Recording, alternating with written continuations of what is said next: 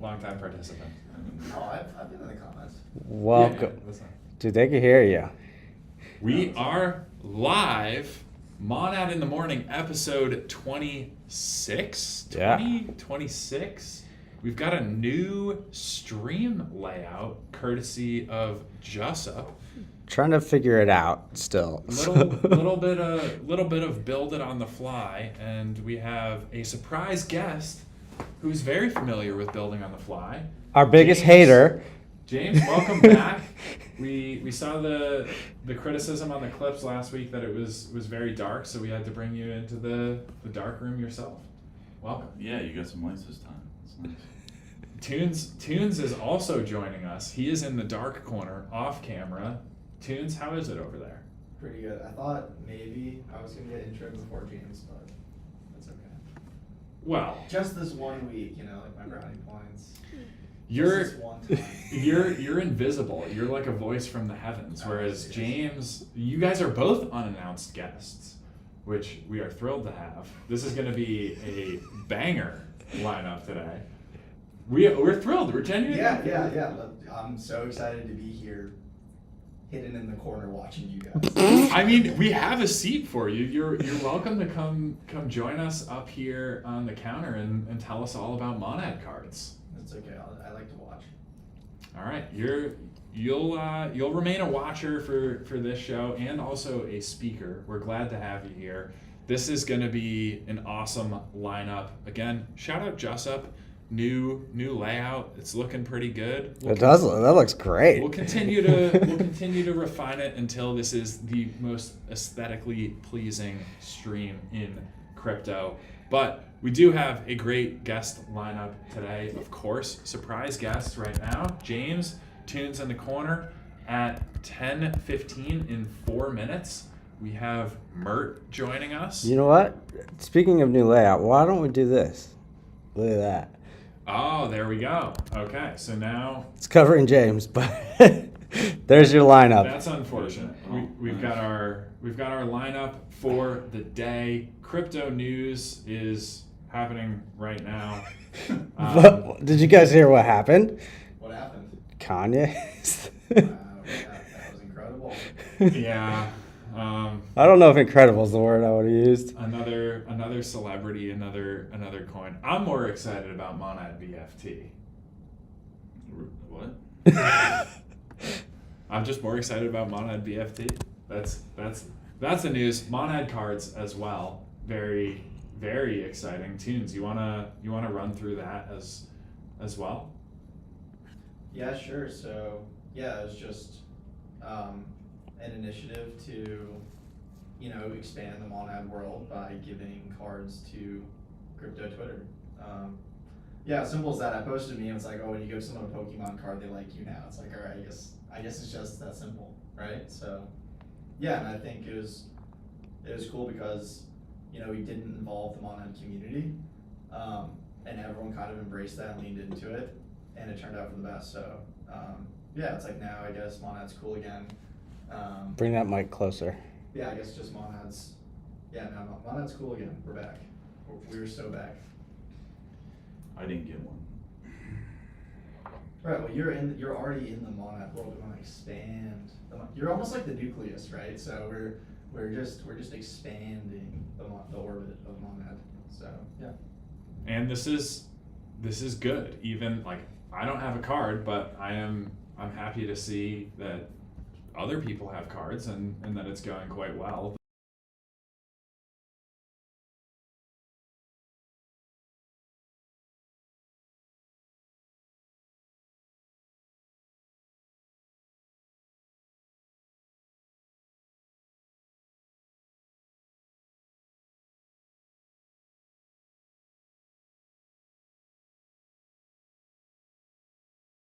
Well, it wouldn't be a Monad in There the we morning go, without there we go. some technical issues. Last week it was dark. This week it's nice and bright, but I guess you can't hear us. No, so. it's good now. We're good. Yeah, Okay. James. So if Monad is a solar system and you're the sun, then Monad cards increased your gravitational pull. So now I just don't see why I can't have one.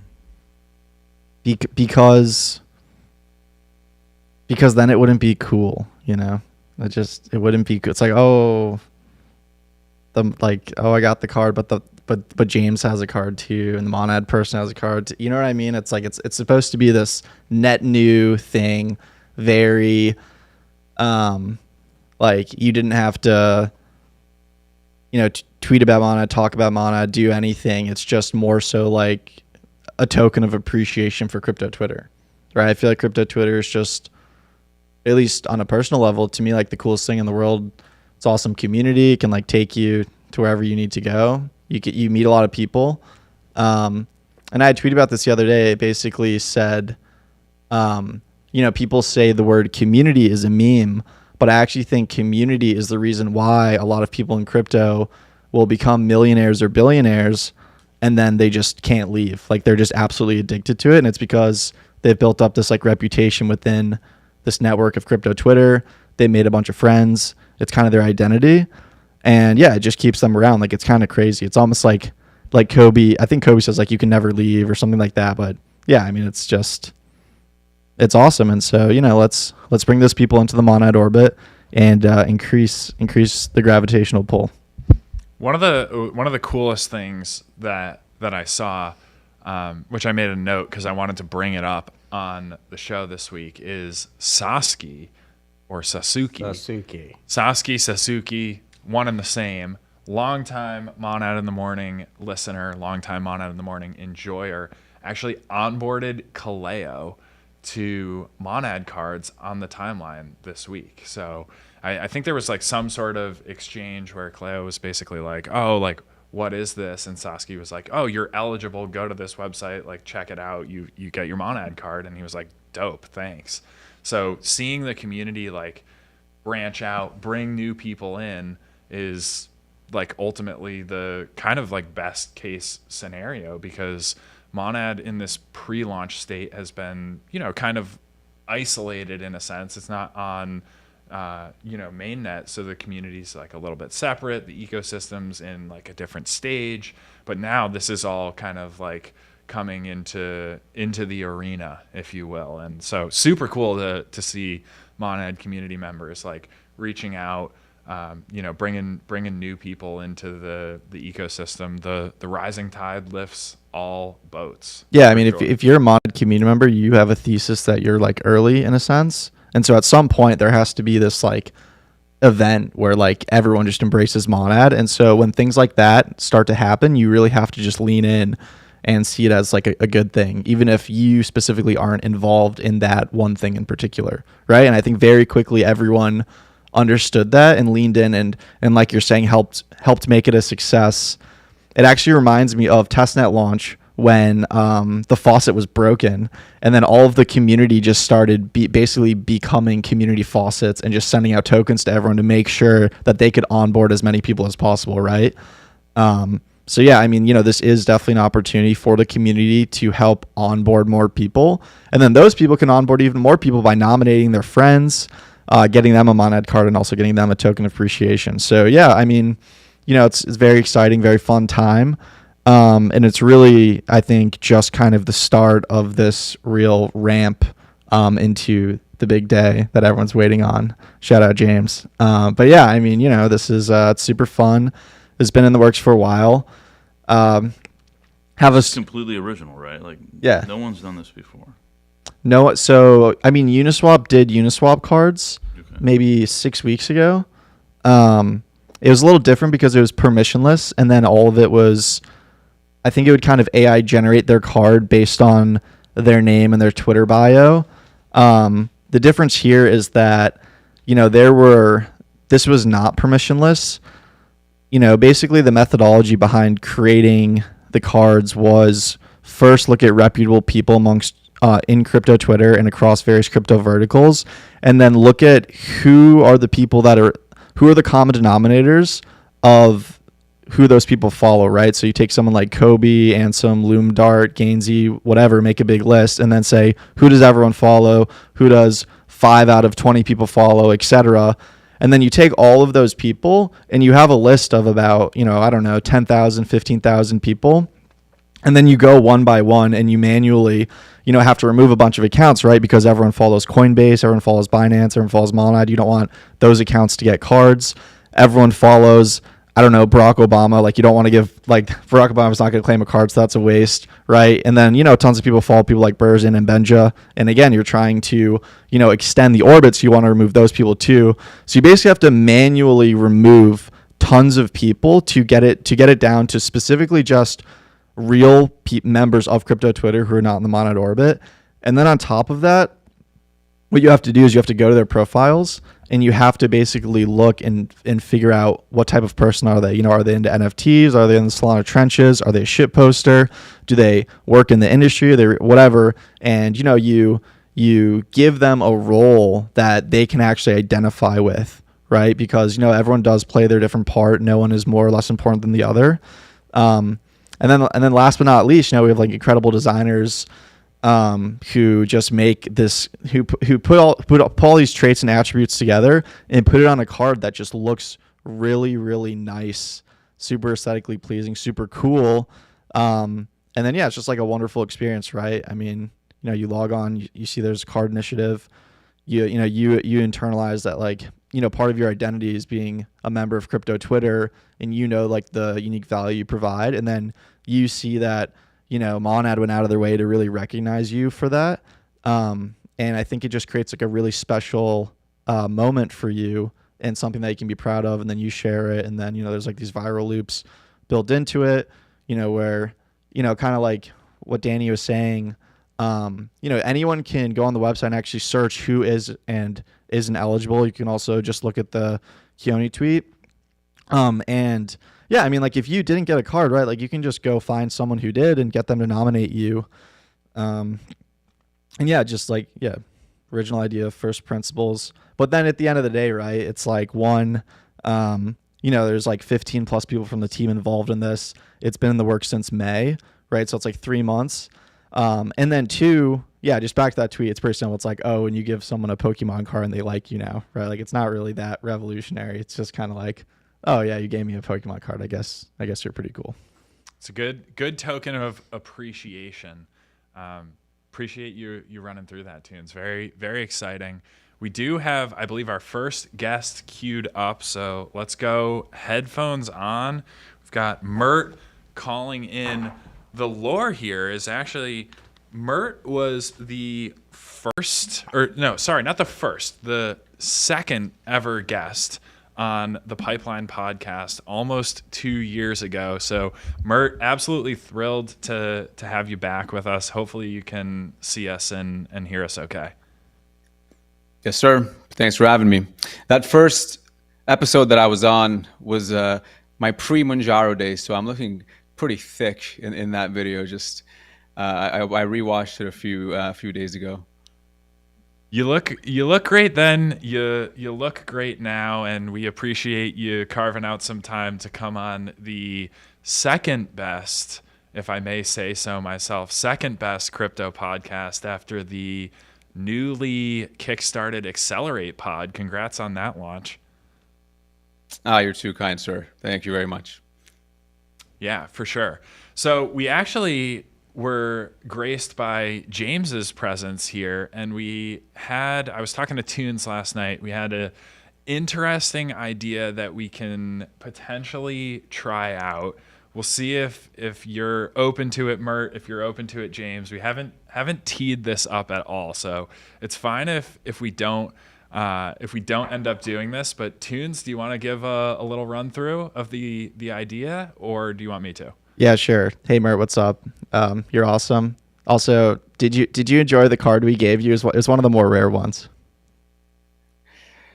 Man, fuck that card. I'm just joking. I'm conflicted because it is rare, and the dome does look pretty handsome. But yeah, it's all fun. Yeah, no, they're meant to be fun. Like, we were calling a bunch of people unks or whatever. That was funny. But yeah, I mean, okay, so we gave you the card of Maxi, right? I don't know, maybe you don't maybe you don't claim to be a Solana Maxi, whatever, but you're kind of the Solana guy, which is awesome. James is obviously the Monad guy, right? So we thought it'd be funny to do a prompt of you guys basically argue over which one is better, except James has to argue for Solana and you have to argue for Monad. Okay. Dude, I slept like 5 hours last night. It doesn't have to be crazy, but it could be a fun prompt, right? I think, you two are both pretty technically savvy enough to actually make some decent arguments here. And it's all for good fun, right? I mean, you can get some clips of Mert talking about Monad, but then you can also get some clips of James talking about Solana. So it seems pretty even here. I'm game. I haven't reviewed the docs in a while, so I might hallucinate some things, but that's okay. We're in the age of AI slop, so.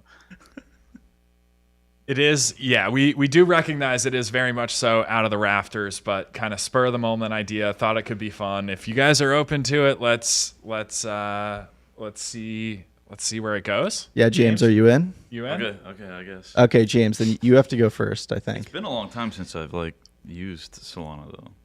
Really? Wait, is the prompt why is one better than the other, or why is just one good? I mean, you don't have to go too hard about, you don't have to say why Solana is bad and James doesn't have to say why Monad is bad, but you guys should kind of try to be convincing the other that one is better, if that makes sense. Yeah, I think the core principle is that they're both good. At least we hope. One exists in mainnet. One. That was going to be my first argument. One exists and one doesn't. One has users and one doesn't. I don't know. Well, just go with it. Whatever feels right. But yeah, maybe James, you can start. I mean, Solana had purple first as a color. Fuck, I was gonna say that. So definitely leading the space. Monad just copied that, I guess. I don't know where purple came from, but. Right. Well, what about from a technical perspective, James? Right. I mean, you have all these different designs out there. You have Ethereum, you have layer 2s, you have Solanas, you have DAGs. I mean, well, definitely something you could argue that Solana has that a lot of people like is you can develop in Rust and C and C++, LLVM languages.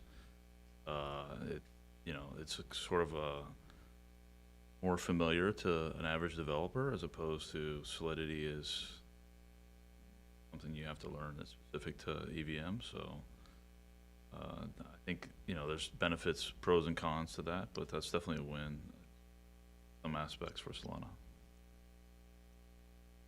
Mert, do you have a rebuttal to that? James advocating Rust as a very developer friendly language. Obviously, you as a Solidity god, what can you respond? Well, Rust in the age of Zoomers is just overkill.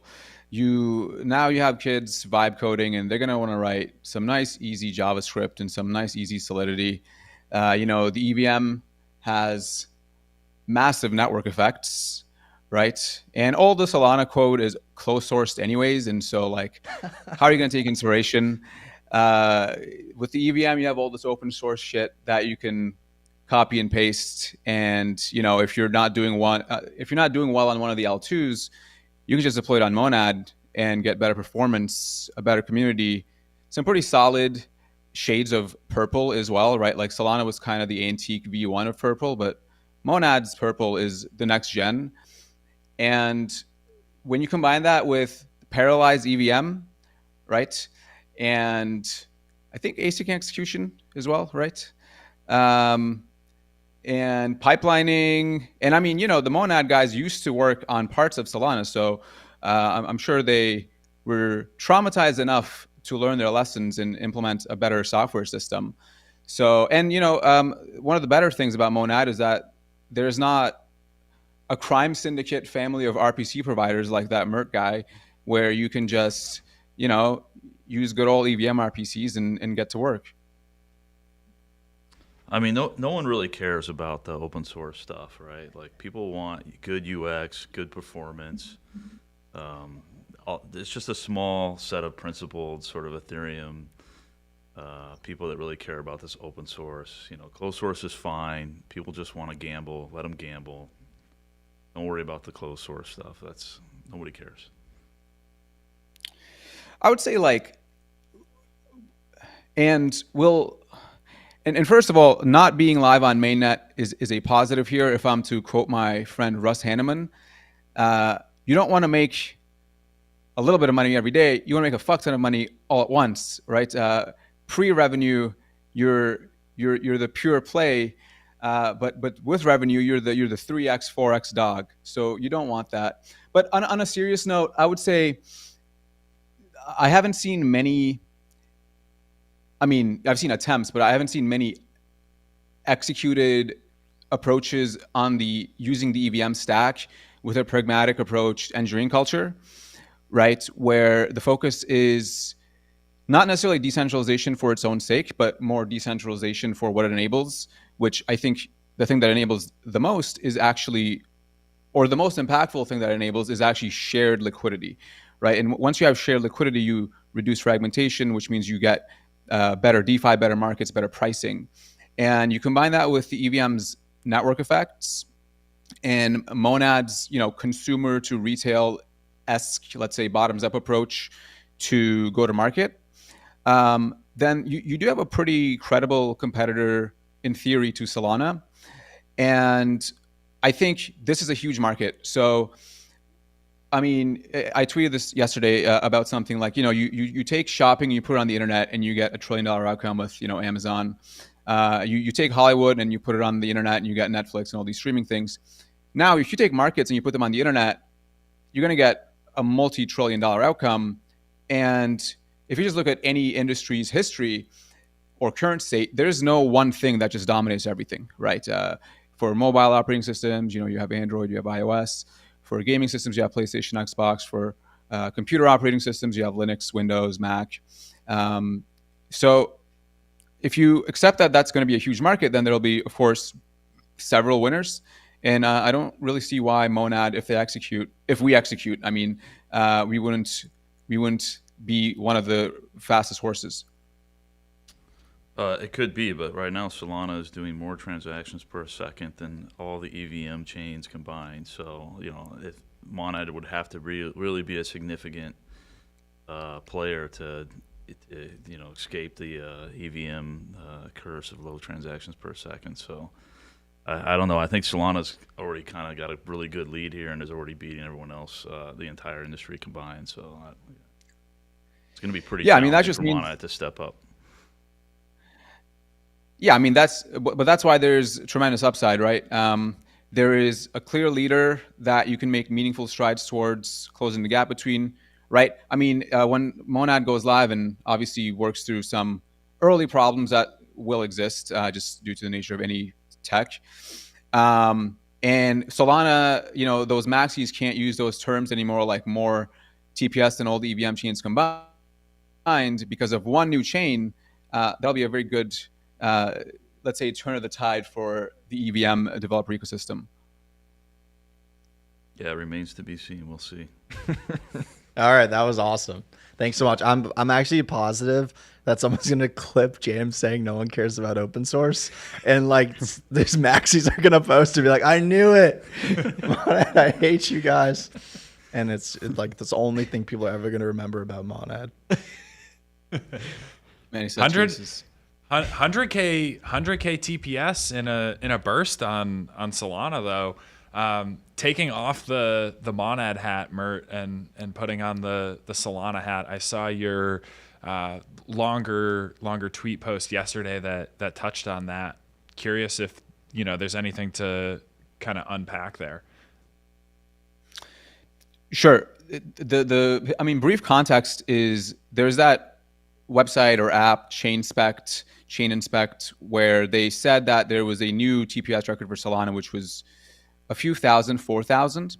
And I actually had done the math on this a few months ago, where because Dune smooths out the data over longer time horizons, so the way to analyze it is you have to look at consecutive blocks and then look at those transactions. And I actually saw that Solana actually broke 6,000 TPS. And anyway, so my friend KV, who's at Temporal, who's PhD in cosmology, total Chad in New York as well, I think. And then he was basically like, well, you know, we can already do this. This isn't really news. And so I asked him, okay, like which block did we do this in? And then he just said, hold my beer. And then he has his own, he runs a validator on mainnet. And he ran a test on mainnet with this thing called the NOOP program, which, as the name suggests, does not actually do a physical operation. And he was able to get something like 104,000 TPS. Now, it is interesting because NOOP sounds like it should be useless, like we shouldn't actually care about that. But it is important in the sense that it is a program, and hence it invokes the VM. Because on Solana, the way this works is when you look at the Explorer, you know, sorry to get too technical here, but when you look at the Explorer, there's something called the compute units, right? It's somewhat similar to gas on EVM, I think. And it only consumes a few compute units.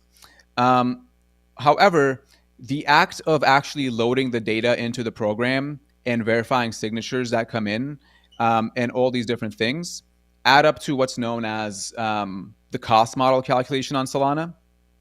And that cost actually ends up being pretty similar to something like an Oracle update. And so that test basically shows that for similar operations like Oracle updates or P token transfers, which is a new token program that's coming, you would still be able to do something like 80,000 TPS. So it kind of just proves it out. Obviously, there's still a lot of work to do, like, for example, on the networking layer specifically. And this is where things like 00 and whatnot will help. But that's just some brief context.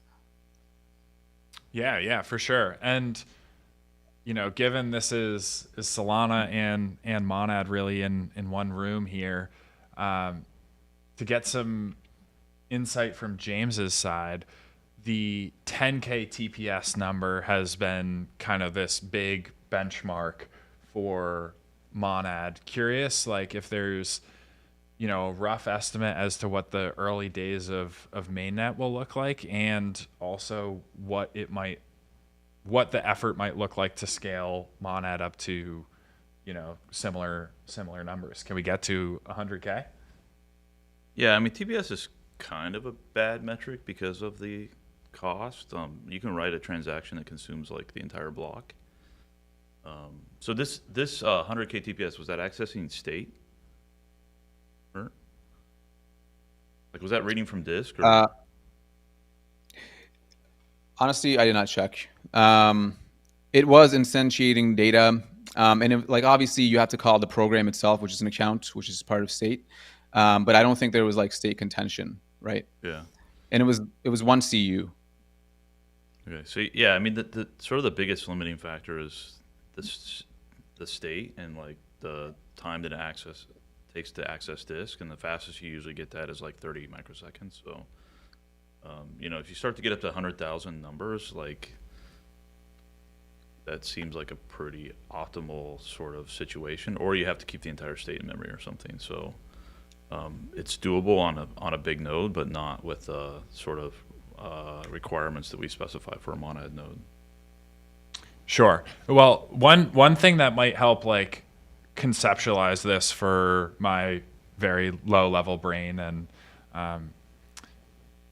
you know, Mert mentioned like what happens when you bring the markets on chain, like potentially massive industry, massive opportunity, a lot of on-chain activity.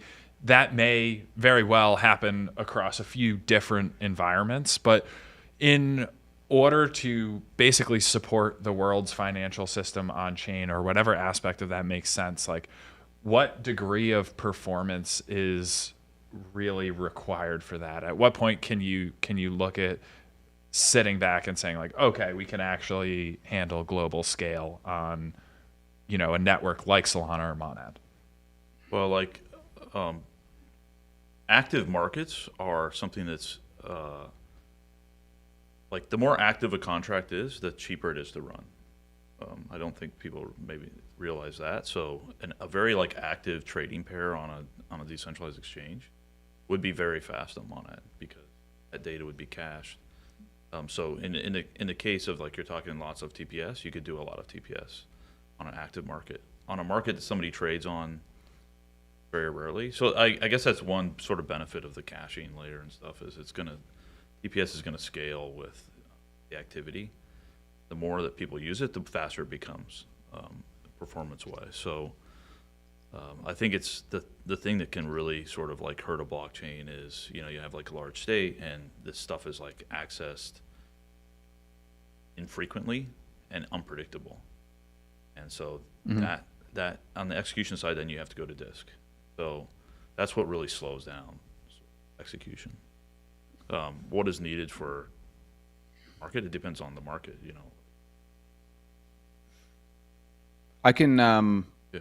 Go ahead. maybe like a more like EL explain like on 5 explanation is something like, yeah, I mean, James is right in that TPS is certainly an imperfect metric, especially across chains, because what makes a transaction is different for EVM than for SVM in general. So for example, what actually matters is 2 things. One is the shape of the traffic, right? So for example, are these all perfectly parallelizable, you know, USDC transfers, or are they extremely complex multi-route aggregations for swaps, right? Obviously, logically, one would imply that you can do less of the very complex one and then more of the simple one, right? And so it depends on first of all, it depends on the app layer and how those apps have been set up.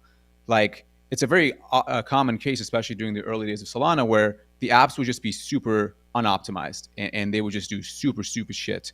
And so even if the chain is capable of something like 10,000 TPS, the apps can just short circuit that and be like, well, since everybody already uses this program and this program is super expensive, then really the chain can only do like 100 TPS max, right? So it very strongly depends on the shape of the traffic, which is in turn determined by how the app developers build on the chain, which, you know, you can say indirectly is influenced by, you know, how well do the people know EVM, how well do they know how to integrate these systems. And then the other thing is going to be like similar, which is just for TPS, most of the time it's actually not a supply problem, I would say, these days anyways, but it's more of a demand problem, right? Like, for example, you can see some of these new L2s that launch, which are certainly capable of more than like 4 or 5 TPS, but they don't do it. And that's because there's just not that much usage. So it's a combination of those 2 things. And it's going to be very hard to, and like generally the way it works with performance engineering, so like in the case of Monad is, I would imagine that the chain will go live and it probably won't do as great of a TPS as everybody expected, just because there'll be like some disconnect between the app developers and how to learn how to use the quirks of the chain. And then there'll be some collaboration between the core team, the RPCs, the app developers, all this stuff, until those get like ironed out. And then you'll start to see something like a Solana chart where it's like up and to the right. But it's not like a pretty straight line, generally speaking. Yeah, Murr, I have yeah, just on the demand side. Yeah, maybe you could just talk about how insane it is that Solana has 1,000 TPS of real demand. Like, I feel like that's something that's generally just underappreciated across crypto. Like, people love to hate on Solana for one reason or another, but the fact that there's this system that actually has, you know, these validators, like thousands of validators spread all around the world, and is handling, you know, 1,000 plus real non-vote TPS, I feel like is actually maybe the greatest like engineering feat of the industry. Yeah, I mean, certainly I think it's like everybody's very used to it at this point, and so it's a little undernoticed, but it is impressive. And I would say the more interesting thing is, so I look at something called the median fee volatility, which is to say, as the TPS fluctuates, how much is the average user's fee in, you know, their margins as a team, if they're a startup or something, actually affected by these spikes? How well are they absorbed by the system? And the fee volatility is actually among the most consistent that I've seen at way greater the scale than most of the other systems I've seen. So that's really, it's very difficult, right? And it you know, people troll Solana for having outages in 2022, 2023. And it's like, yeah, fair enough. But it's like, if we hadn't taken those risks to actually push those systems, then like, you know, when Solana meme coin founder Donald Trump came on crypto, what would have been the experience like, on something like mainnet? It probably wouldn't have been too great. I'm not saying like that's, the perfect approach or anything, but you just have to take these sort of risks to get to those stages. And yeah, I mean, another critique sometimes will be something like, well, there's a lot of bot activity, and it's like, okay, just look at any market. Okay, it's like if you go on Robinhood and you think that's all retail, and Citadel and all those guys aren't pumping out billions, or not billions, but I think the peak activity was like 134 million TPS on one of those things for like just pure electronic trading activity. It's like, how do you think trading works? The bots are a very important part of traditional markets. Yeah, I think we need a sexier term than median fee volatility, or like some way to kind of like show how that number stays low at scale, right? Because I've seen the chart. I think it's a Blockworks. It's a Blockworks chart, and it has all of the different chains next to each other, but it doesn't like show you the difference of those difference. Like, it doesn't show you how they scale, right? Like, it doesn't show you like, okay, if Basis has 1,000 TPS, what's the median fee volatility? And that I think is actually core to why people will say, oh, block space is commoditized, right? And it's kind of like, well, do these systems actually work at scale? You say, oh, build a chain with 10,000, 100,000 million TPS, right? But it's like, okay, if you actually had that demand, what would it look like? And then where do those limiting factors come into place where then the chain actually can never get to that level of usage because people just at a certain point aren't willing to pay those fees? I remember when I think it was like ordinals had just kind of launched and became popular on Bitcoin, and then people started doing them on other chains, and it started just spiking the fees on those chains for all of their users. And it was just eye-opening to how these systems, they look nice when there isn't usage, but then once people start really using them, you see the limitations. And just another point on this, I remember Tolly has a good meme where there was a tweet, it was a couple of years ago, he said, he used to work for telecom something, and he said that we would, because people love to make fun of Solana for outages or whatever. I think there hasn't been one in a year and a half, but he would say, we would consider an outage if fees would rise by like 50% or something like that. And then so when you look at the designs of some of these systems where, they get a little bit of usage and suddenly it's like $10 or $20 to pay for a transaction, like that, in some sense is an outage for a lot of people. Yeah. I mean, yeah, I agree with that, obviously. I would say there was serious problem or reliability issues on Solana where when we would hit super high TPS numbers, like some transactions would literally just get lost. And especially at the RPC level, we would see that and be like, what the fuck's happening? And so like there are certain things that you only see at vast scale. And like, obviously when it's prime time, everybody just looks at you and you're like, oh, this chain sucks. It's like, well, actually the fact that like to even get there, you need to be able to do a lot of things correct to even be criticized. So obviously it's going to get lost in the nuance where people can just go on CNBC and say, well, we've never had an outage.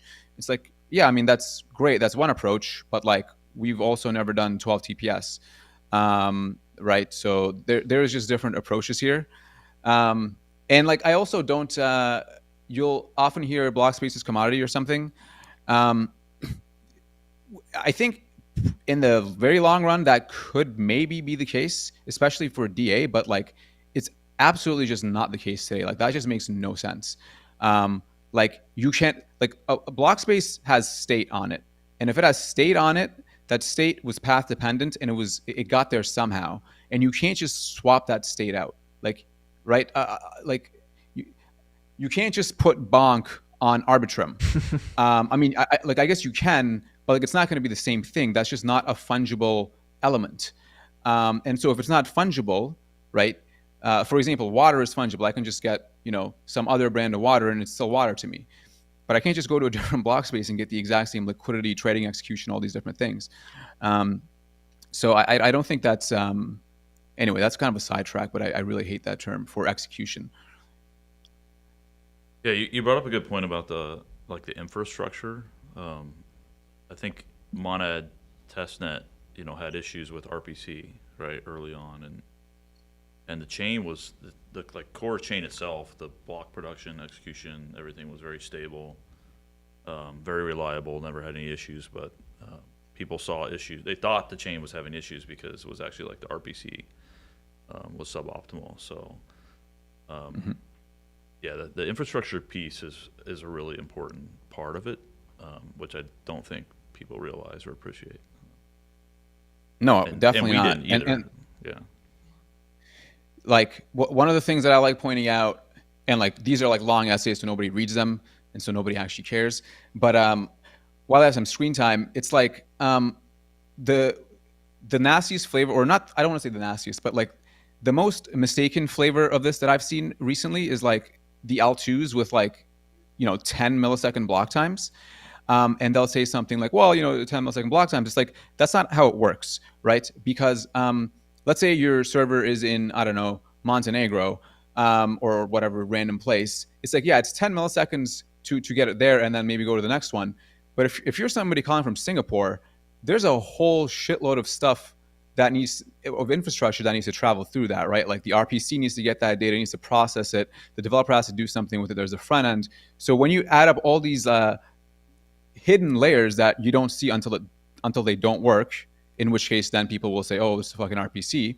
It's like, yeah, the RPC actually makes a very big difference because the chain is just one part of the experience that the user sees. And so you have to design everything holistically in mind. And that's one of the things that's super hard to capture in white papers, which is why I say something like everybody scales on paper, but the test of production reveals all the ugly details. Would like median confirmation time be a good metric to like better express a user experience than just block time? Do you get what I'm trying to say? Yeah. I think median confirmation time, like obviously you want to measure that in such a way that it's reflective of median the global finality, experience. maybe median finality, but maybe it doesn't work with I would L2s. say, yeah, I mean, as a user, what do you care about? Like you care about, you send the transaction and then you get some feedback or it gets some effect. So, Tolly would maybe call that inclusion latency, which is, relatively technical term, but like on Solana with shreds, for example, you can get that. I actually ran a test yesterday and you can do something like 60 milliseconds on that. But it depends on so many different factors, like who's the block leader, what client are they running, what network problems are happening in that region. But I think, yeah, like if you have like a P95 median confirmation inclusion latency that is somewhat inclusive of the global experience, that's going to be a pretty good signal. So median inclusion latency, that's a better metric than block time, you would say? not median, like P95, like he said, 95 percentile. I'm not smart like you guys. Like I don't know what that means. But yeah, P95 is probably going to be more better. Yeah, you gotta measure that around, like you said, the globe. Measure it from different locations. I think a lot of these tests are very artificial. A lot of the benchmarks you see are very artificial from certain locations or chains running a certain location. So the L2, is going to be a single node L2 is going to be somewhere. And if that's Singapore or like Mert says, Montenegro, if you're close to it, it's going to be great. But if you're anywhere else in the world, I suffer the same sort of latency issues, and so the relative sort of performance increase of that is going to be dampened a lot by the overall sort of latency of the whole system. What does P95 mean? Can you explain this to me? Like it's the value at which 95% of the samples are less than that value. I see. E95 baby tunes. You learn something new every day. You learn something new on Monad. But this is the problem with like you guys are like you can't say P95 inclusion latency and expect anyone on crypto Twitter to understand what that means, and then you complain that this stuff is in the weeds. It's like we need better terminology here. Yeah, that's true. I mean, Oops. It is the term. Like you can invent a new term, but then you got to explain. Well, that then term. then you have horse races, right? And then Monad stinks. You know what I mean? Like Monad's the slowest horse. That horse race was great. I But love then it. you give them a Pokemon card and it's okay. Yeah, I don't know. I guess maybe a good place to round out this segment is like, predictions. What do we think becomes more widely used or exciting in crypto over the next couple months? Obviously, we talked about, demand side actually, in some contexts being the bigger challenge. Obviously, quite a lot of app teams deploying on Solana, many preparing to do so on Monad mainnet and kicking the tires on testnet as well. But I guess like kind of zooming out, any predictions on where high performance crypto is going? I mean, the DeFi exchanges and stuff was kind of the obvious one. I guess I'm more excited for the ones that people don't think about as much, as like the gaming and gambling and those sort of spaces. Obviously, everyone, Globs was a hot thing for a little while. But yeah, I think also you're going to see other sort of like consumer use cases that get people excited. My answer to this is, I mean, I think this is relatively common, but when I first got into crypto, I was super excited about, well, you could probably do so many different things with this. I basically just wanted to apply it everywhere. And then at one point you're like, wait a minute, this is basically just finance, and like everything is just like there needs to be some element of finance to it. And perhaps like with ZK, you can start to expand to some non-financial use cases, things like, actually confidentiality and data. But I think, and I'm sure there's like a tail end of 20% of use cases that maybe don't need to be financial, but it does seem like the way I think about high performance blockchain specifically is internet markets, right? You're just, let's say PayPal put payments on email, or let's say the internet put information on, global scale. Well, crypto just basically turns information into value, which basically means you can get all the benefits of the internet combined with value, which is just going to translate to markets and payments and things like this. So I think some of the new exciting stuff is like obviously prediction markets, not that new, but I think certainly there's a lot of downstream things you can do with prediction markets. I was actually listening to a podcast with Brian Armstrong and John Collison from Stripe, and they said something like wild, like, hey, do you use prediction markets to decide how, like, which work gets done at work? And I was like, that sounds crazy. But then I was like, that actually could be interesting, like all these different things you could do with prediction markets. It's just downstream of markets. So I think like market structure, you can see on Solana, at least, you have these new concepts of prop AMMs, or dark AMMs, whatever you want to call them, and you have guys like Robert Leshner literally helping teams IPO on blockchains. You had Bullish that exchange IPO and then receive 1.5 billion in stables, right? So all relatively financialized use cases, but like I think it'll be such that this stuff happens so frequently and so fast that it will be actually hard to notice until you come and look back 5 years from now and you're like, wait a minute, everything is on the fucking blockchains already, right? I think that's like the unsexy but inevitable path. Equities, stocks, stuff like this. And then the tail end of stuff, like I don't think by definition anybody can predict, right? It could be something like Zora, or it could be most likely something that nobody just, an idea so simple that nobody actually predicted it. That's probably what's going to happen. Yeah, I like that for sure. It always seems like intern loves to use the analogy of, what did high speed internet enable? Well, in 1999, you weren't going to be able to predict Instagram and Facebook and Netflix, YouTube, all these other apps that were enabled by this high performance environment. And I also really like the concept of kind of like chipping away behind the scenes. It's not if but when, and it's kind of a long slog to get there, but crypto seems to be eating the world, and so I'm glad to be on this side of that equation. Mert, final question. Are you buying the Easy coin or are you fading? Absolutely not buying that total shitter. I've never really, actually, no, I've definitely never bought any of the celeb coins. I just, I'm either like when Trump happened, it was the first night I got my 8 sleep and I was like, oh, I'm gonna have a great sleep. And then everybody at work is paging me like, oh, dude, this team wants 6,000 TPS on our PCs. And I'm like, how the fuck could they want 6,000 TPS? What's happening? Like, well, Trump is launching a shitcoin. I was like, what? But generally, just try to focus on making sure that the infrastructure stays up. I haven't never really bought any of these coins.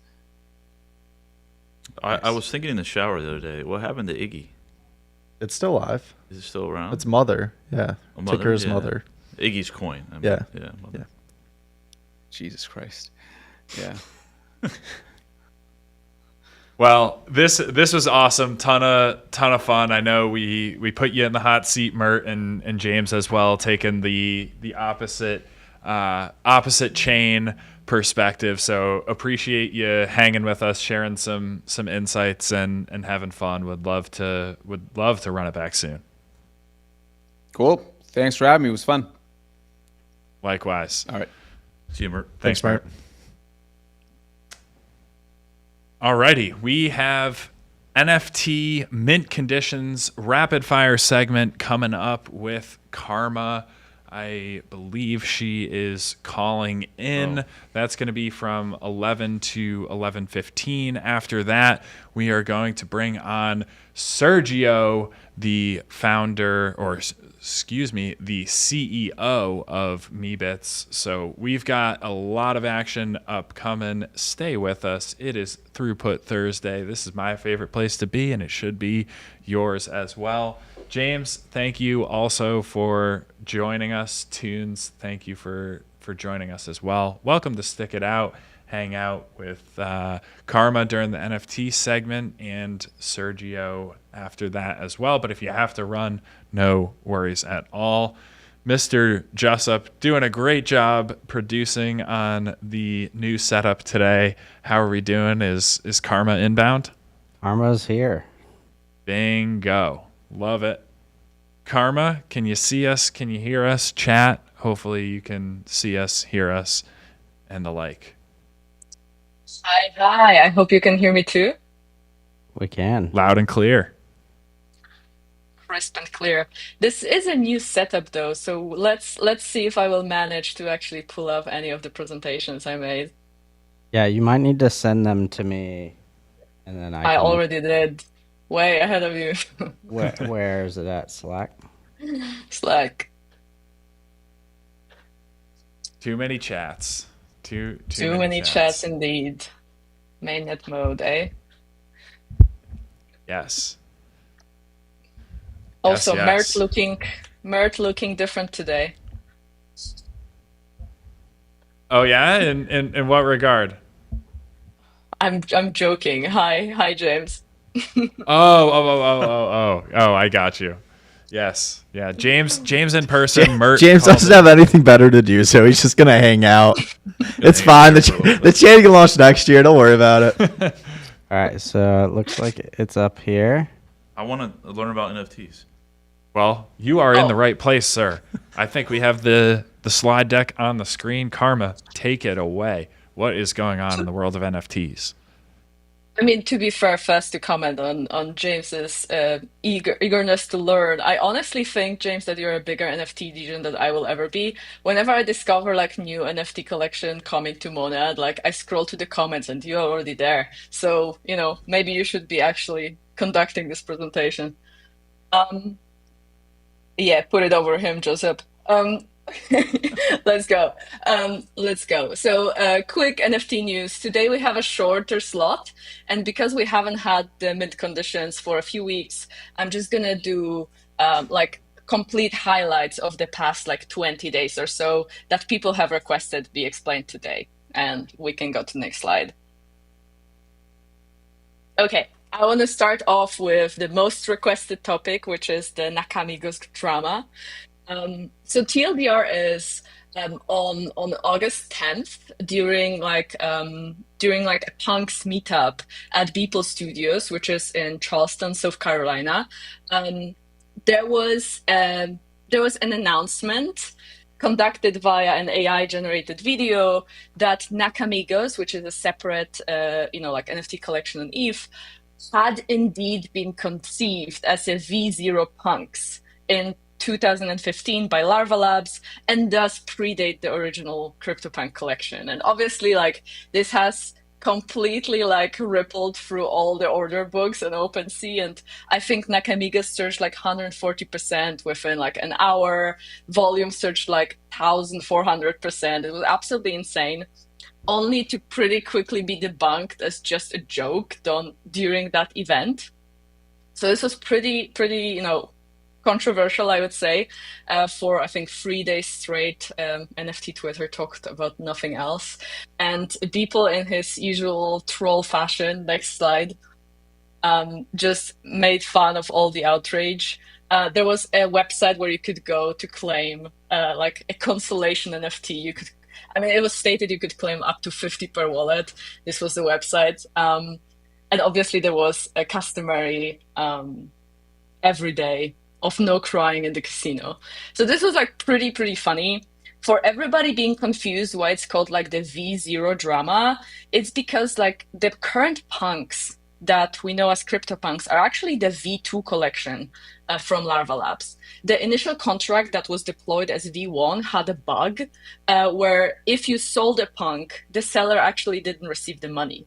Like you kind of sold, but you could then also withdraw the money. Like it was very weird.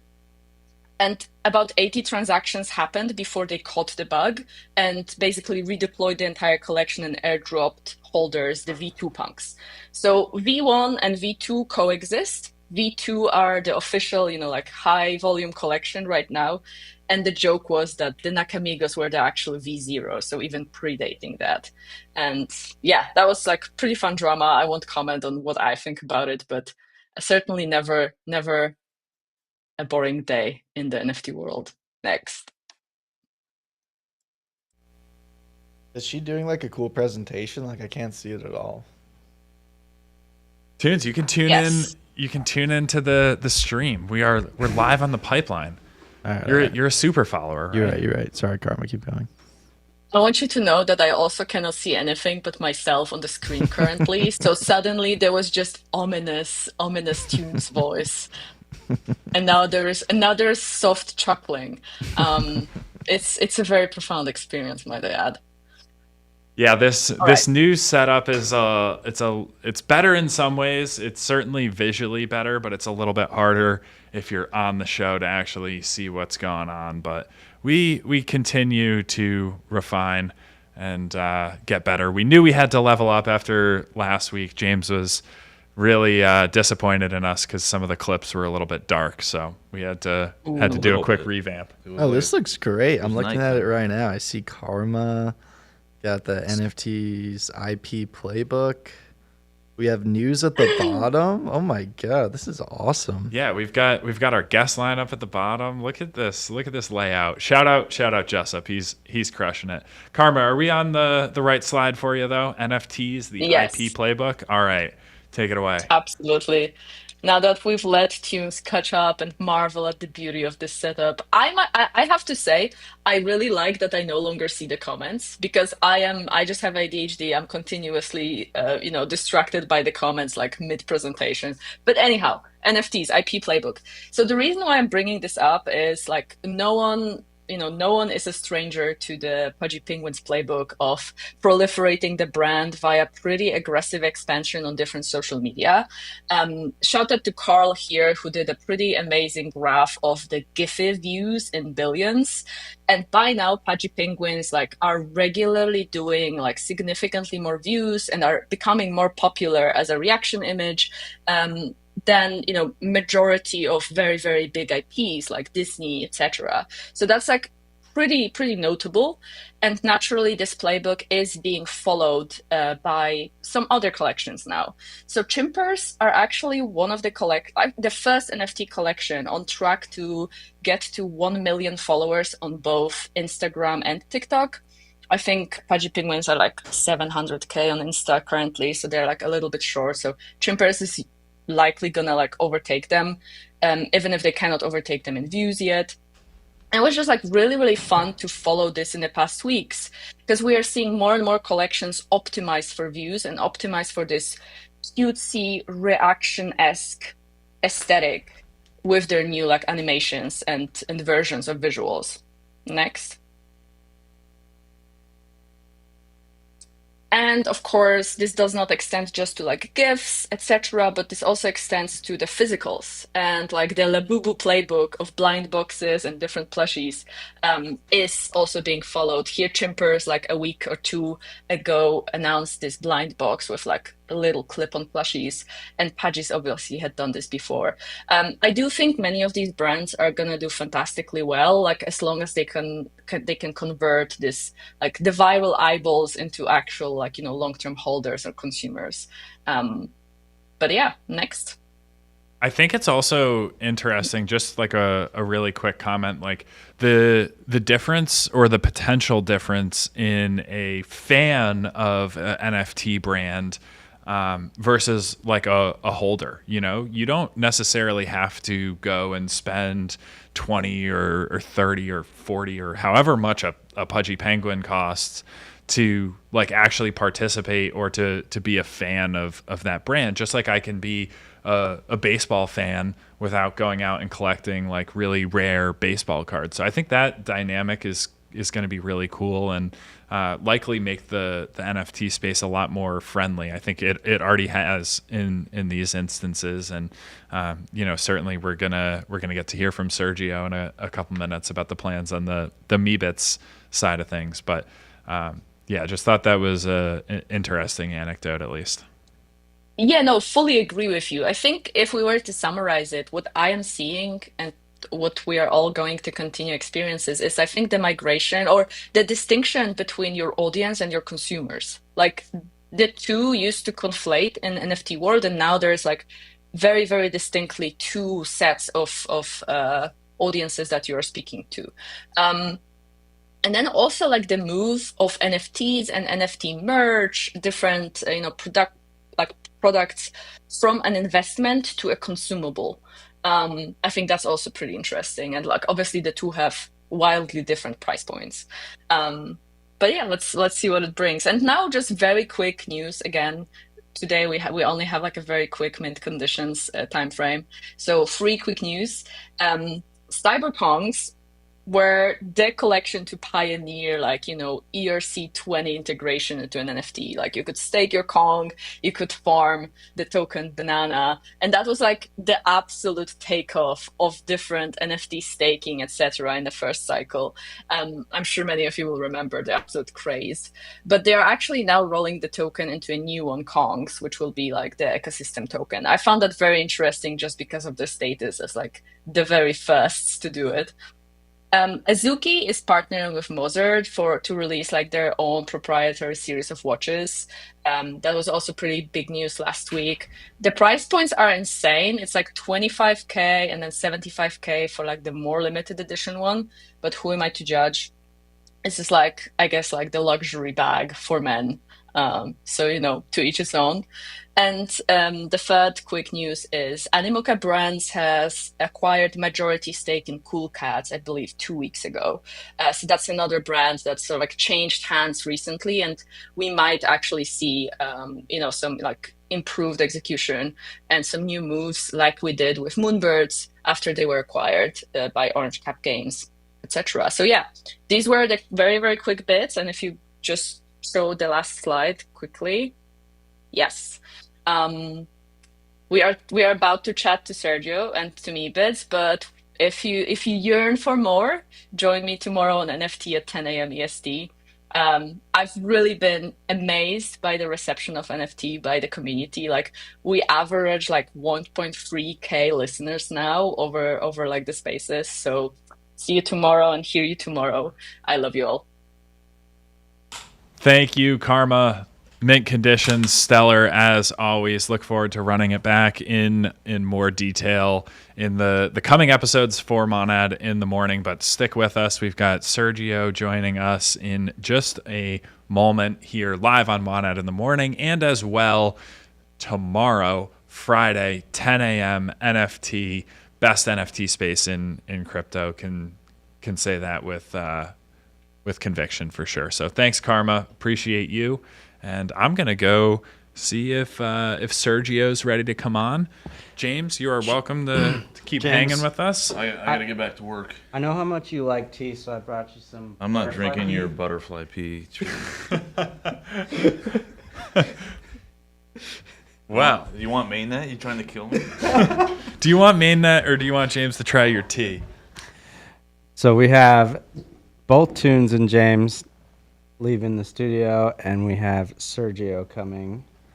I'll go grab him. Thanks again, Tunes and James. Chat, how are we looking?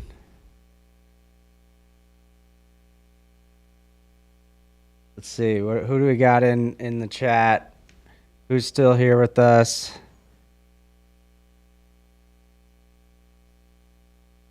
We got Sergio coming on here in a moment. What do you guys think about having chat on screen? What would you rate this stream? Feel free to grab a seat right here. We come bearing gifts, not for the audience, not for the chat, for us from Sergio. We got wow. It's a little unboxing here, I think. But first and foremost, make yourself as comfortable as possible given the minimal leg room here. Super pumped for this one. I know the community is as well. We have Sergio, CEO of Meebits, joining us today on Monad in the morning. So pleasure. Thank you. This is such a nice setup, by the way. Thanks for having me. I thought we were just gonna do this very basic, but this is very professional. Well, originally we were gonna do the call in, and then I was doing like a little bit of background, and I was like, oh, I think he might be in New York. Reached out, and we were able to make it happen in person. So this is fantastic. Nice. Well, thanks again for having me. Thanks again for the Monad community has been so nice to us over the last few days online. So appreciate that. Appreciate the love. And yeah, we share the same purple color. I heard you guys talking to Mert about purple and the Solana purple and the Monad purple. I mean, the Meebits purple is very iconic. And yeah, we have the hats these are hats from the Meebits collection. So actual hats that were worn by Meebits in the collection. Oh, wow. And we're making, physical items out of them. And we can talk a bit more about like the technology behind it, but brought some for you guys. Definitely open to giving out some for the audience.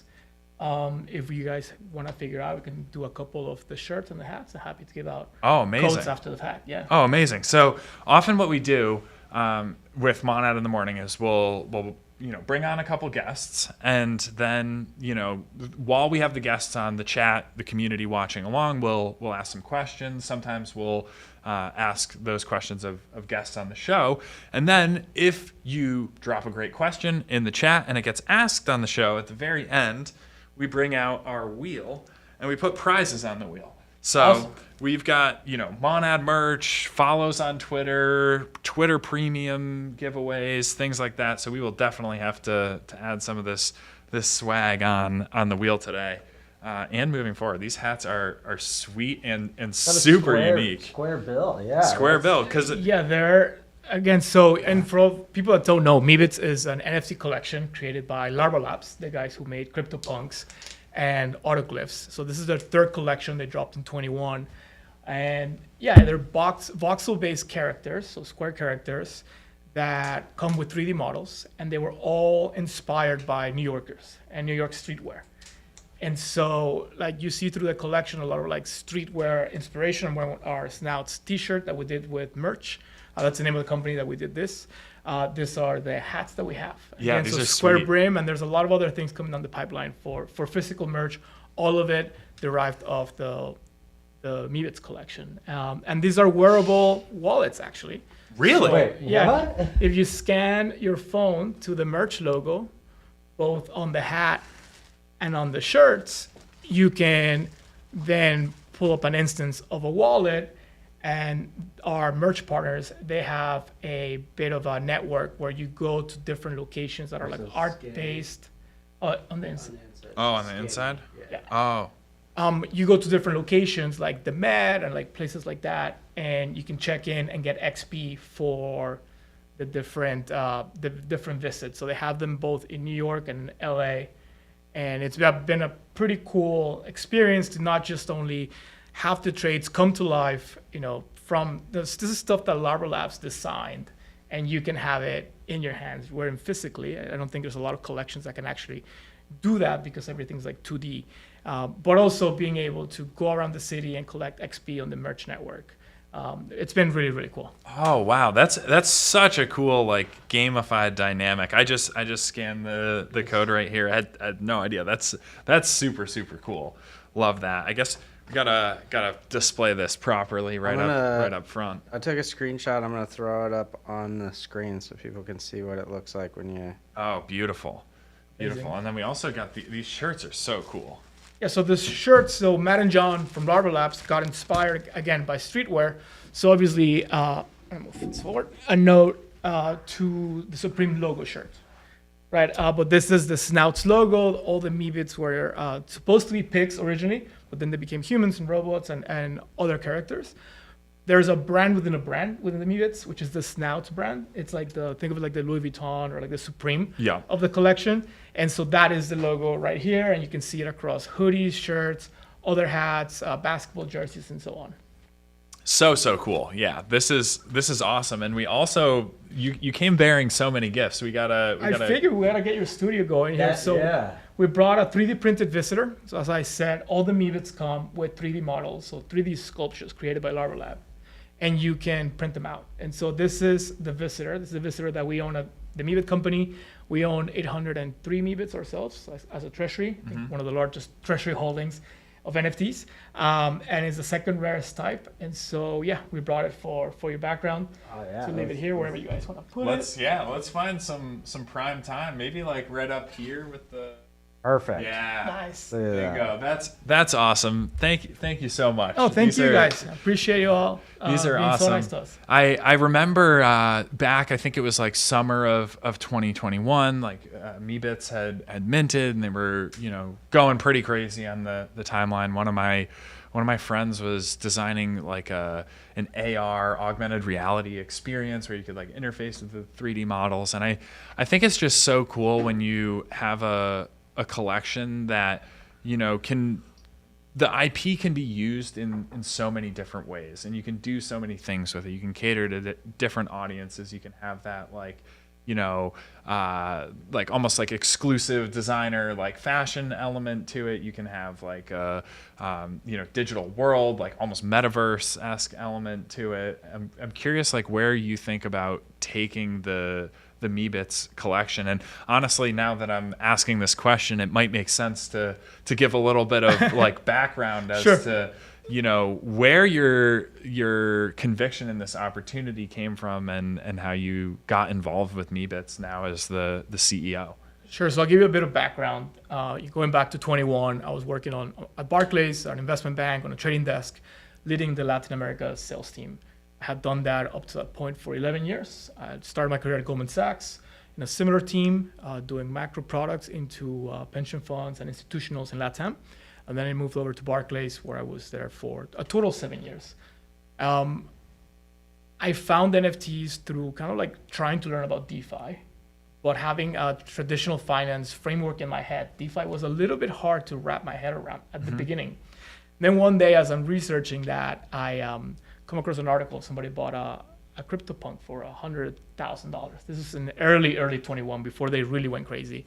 It was my now good friend G Money, And I used to have a morning email that I would send out to like 400 clients around the street. And I wrote about that. I was like, this is crazy. Like the dollar's losing its value. People are buying JPEGs for so much money. These are stupid people doing this thing. Like what's going on with this crypto folks? Like I have no idea what I was talking about, but I was just flagging it. Got a lot of attention, a lot of engagement.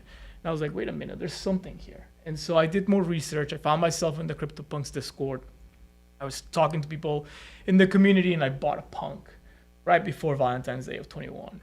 And I put it on my Twitter profile. And what I noticed was my engagement and my interactions, both on Discord, across different NFT Discords and Twitter, like completely changed. And people gave me like a lot of credit. Immediately, like it gave me some cachet. People like wanted to hear what I was saying.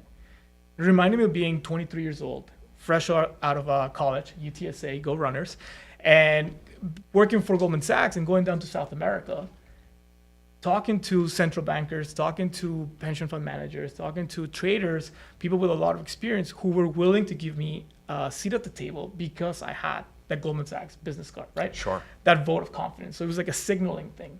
The punk reminded me of that, but now across the internet. And I was like, wow, there's such power here to this interconnected digital assets that can help to signal what you believe in, who you are, what community you are. And so I completely fell down the rabbit hole in 21, ended up leaving Barclays, joined Fireblocks to build out their Latin America sales team. And along the way, grab a couple more punks. And that's when Meebits came out. About a month after they came out, really had a chance to dig into the collection and all the traits, and I just fell in love with them. I think in NFTs, one of the problems we have, people just see the floor pieces moving around, and a lot of collections don't really have the best looking floor pieces. Meebits traits are incredible once you start really diving into them, and so that's what I did one day, and I realized they have full suit Meebits, and these were created as a nod to all the people going to work in Wall Street. And I fell in love with that because obviously that was my professional background. So I bought a few and then I just became obsessed with them.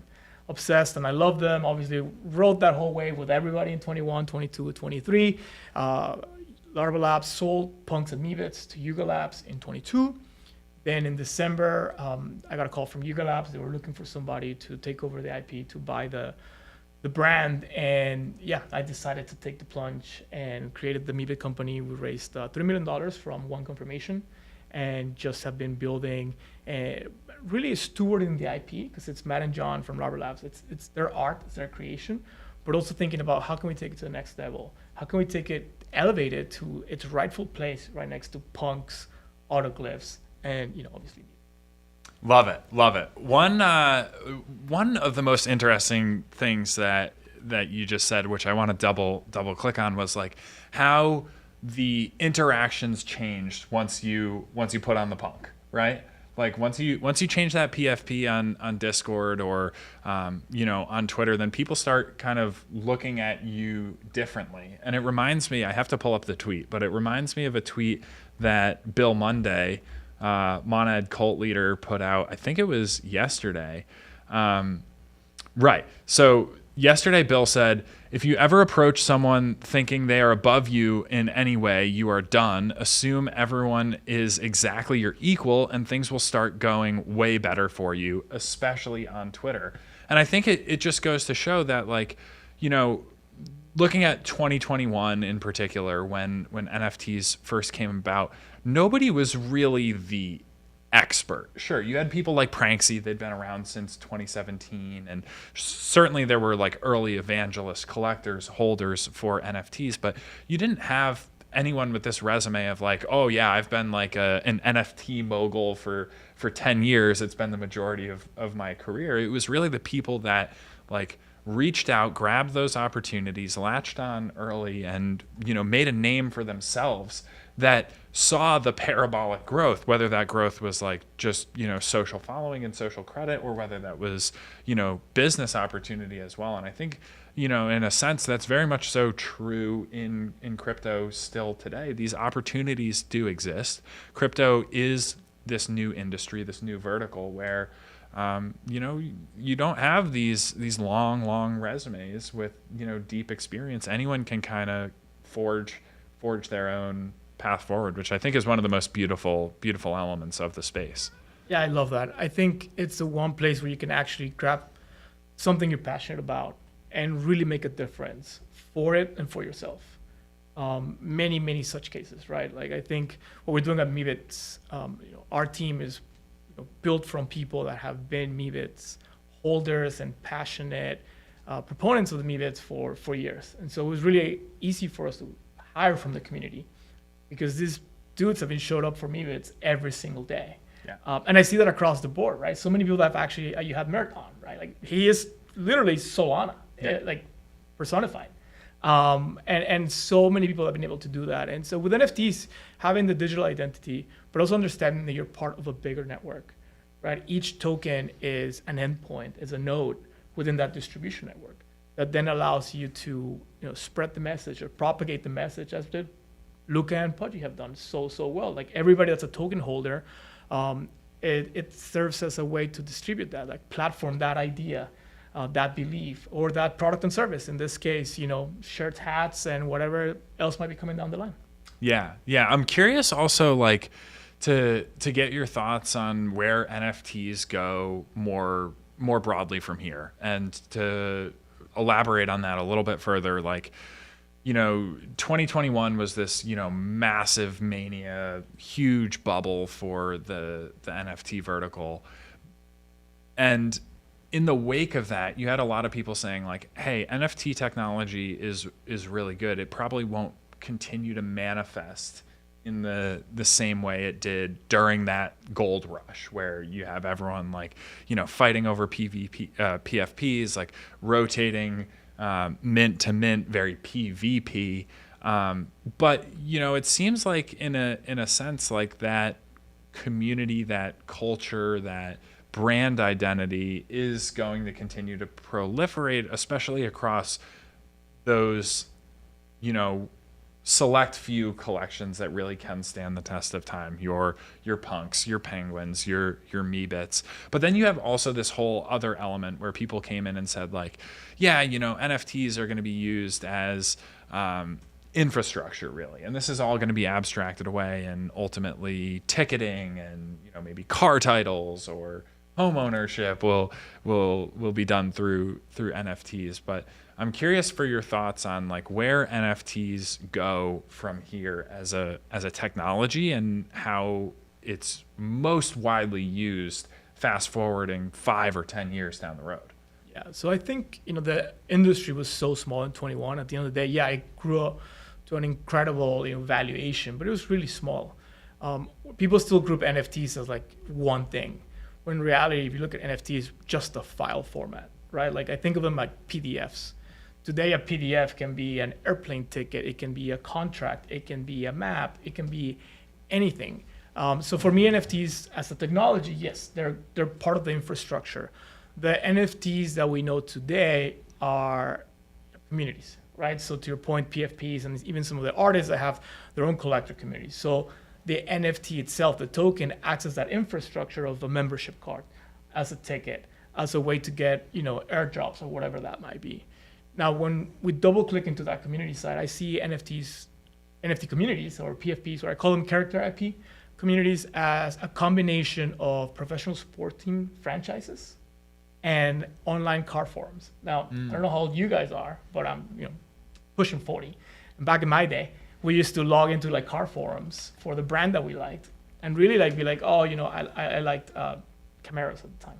You connect with other Camaro people, not even owners, just people that like the brand and post about it. And it was like you mod things in the cars and so on. And so that plus professional sport fandoms where everybody feels like they own the team. Everybody, like Monday morning quarterbacking, right? It's like, oh man, they should have made that different. They should, whatever that might be, trades in the off season, and you wear the shirt, you wear the hat, right? Like there's people that come to every single game and they see courtside at the Knicks games, and those tickets are thousands of dollars, and they feel the same passion as the dude that sits in like the nosebleeds and splits their season ticket 3-way with like their 2 cousins, right? But they're in the arena and they're there cheering for you. So for me, that's kind of like the framework that we're utilizing, not just to navigate the scene, but also to build around MeBits in the overall direction for us that MeBits are art. And I think that's a whole other thing, whether digital art being tokenized, it doesn't really fall into like this kind of thing where people are just playing with things that look like toys or collectibles and so on. So to have fully answered your question, I think in 5 years, this idea of NFT is going to stop triggering the image of one or two things on people's minds. And it's going to be more like, oh, digital collectibles, oh, character IP, oh, actual art, oh, tickets, oh, Uniswap LP positions are NFTs.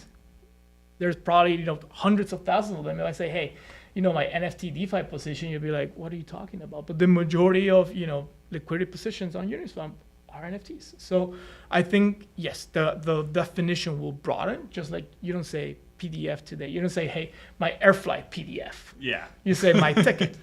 Yeah.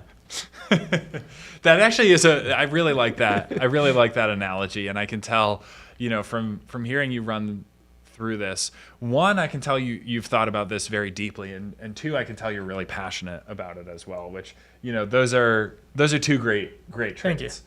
I know Jessup has been flagging some questions from the community and just doing a little screen peeking here. It seems like there's quite a few. So There is, if yeah. you're up for it, Sergio, Always open to it. let's do some AMA with the community and I just keep looking at your screen. I look so small next to you. And also, Everybody does. Talking about hardcore, you have crypto prices on your computer bar. Oh yes, yeah. So I have this extension. I actually forget what it's called. That is wild. But yeah, it's just like it's like a little widget, and it's right on the top bar of my computer. How's your mental health one? That is something that I should probably put a little bit more concern into. But it is nice to have it right in front of me. Everyone is like, oh, what's Bitcoin doing today? I'm like, well, I can tell you it's at 112,921 right now. So let's go. Yeah. Well, it's I guess lower than last week. Yeah, that's okay. A little chop never. Well, I can't say a little chop never hurt anyone because chop hurts everyone. But anyhow, let's see what we got from the community. Yeah, we got one from Sincerity. Did the decision to use voxel art come more from technical considerations, like interoperability, metaverse use, or from an artistic vision? Well, I didn't make the Meebits. It was Larva Labs. So obviously, we have a really good working relationship with them, and we've talked a lot about this for them. And we have a podcast, the Meebits podcast. Our first episode was with Matt and John from Larva, and they went into the creative process for the Meebits. So I'll invite everybody to go watch that. You can find it on everywhere, Spotify, YouTube, and so on. But when thinking about the Meebits, they actually took everything that they wanted to do with punks that they were not able to do and applied it to Meebits. So they used voxels because they wanted to create characters that were interoperable in future metaverses. And that form factor works best. And it's also, they wanted them to be like digital sculptures. So it's not just, your traditional 2D PFP, it's just a bunch of layers with the different traits that get run, through a script and randomized, and boom, now you have your, even the punks, right? You have like the clown eyes, frumpy hair, yada, yada, yada. With Meebits, they actually had to kind of put the voxels where they belong using a lot of math and code, which is really, really cool. So yeah, it was an artistic decision with the goal of them being digital sculptures that were fun and functional. Yeah, and I remember, particularly in the early days of NFTs, like there was this big push to get collections into metaverses, into games, and the common consumer, myself included at the time, didn't really understand what actually was involved on the the asset side of things to be able to have a plug and play 3D model that's rigged that can be dropped into a game or dropped into a metaverse and actually have utility. In the sense that it can function without taking a 2D image and then going and 3D modeling that. And it actually becomes a huge project when you look at an entire collection, now we have to model all these traits. Now we have to make sure that everything's, rigged and, ready for motion. And so having that out of the gate was literally out really of the key. box. It works on the other side. It works everywhere. And when you have a Meebit, you get access to a bunch of models. So you actually get something other than the JPEG. As a collector of a Meebit, anybody can right-click save a punk sorts, right? Because you're getting just the picture. But with a Meebit, what you're getting is the digital sculptures, a 3D model that you can only get when you log in with a wallet that holds it, and you download it from the collector portal. Bingo, love it. What do we got, Jessup? Well, one of the questions I was about to ask, maybe you could just clarify this. From Saw, he asked three different questions, or they asked three different questions. And the third one, though, are there plans to provide APIs or SDKs for developers to integrate Meebits into Monad native apps or games? But does that mean that if you have one, you can immediately integrate it? We do have an API. Actually, a lot of not just marketplaces, but games use it. Where folks like Nifty Island, you can use your Meebits on the game. Obviously, the other side has the models, but there's a bunch of other games, AR platforms that use our API to integrate the Meebits. If you have any questions, you can reach out to me on Twitter. Happy to connect you to our head of tech that can help you navigate using the API and interacting with Meebits. That was a great question. That's a definite spin. Yeah. Another question is a little more on kind of the community side from It's Nacho. What do you think is essential to build a community and keep it together supporting a project? Give them something to cheer for. I think in crypto that usually is number goes up, which is fine, right? It's part of it. You can't really control it all the time. And that's what you get, a lot of volatility in communities. Obviously, everybody loves you when numbers going up. That, the music stops one day because these are cyclical environments. We're humans. We're cyclical by nature, cyclical markets.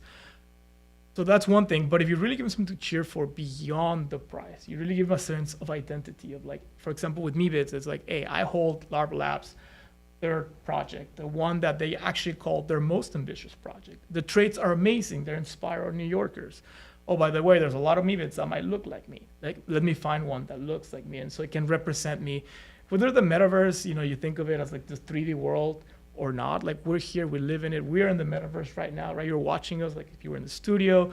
On Twitter, we put on our like suits every morning, like you did in Ready Player One, right? Instead of logging into a world, you just log into Twitter and you become this personality, this persona with this face on that might be a PFP or might not. And so for us with Meebits, it's, the way we're building a community is just giving people an understanding of what type of asset they're holding beyond the price. Prices are going to move up and down. Obviously, we like number go up. Who doesn't? But also understanding that like this is a piece of art. It's historic art that can be your identity. And so people can rally around that. And then fun activations along the way. We rented 6 helicopters that we're going to fly around in collectors in Vegas during Ape Fest. We have a ComplexCon booth. We have an activation in Marfa. So a lot of other fun things like that. But I think really giving the people the ability to connect their identity with the NFT makes them want to be part of the community long term. That is a great segue into this kind of next question. Gremlin _crypto asks, you mentioned Meebits holds one of the largest NFT treasuries, 83,000 plus supply.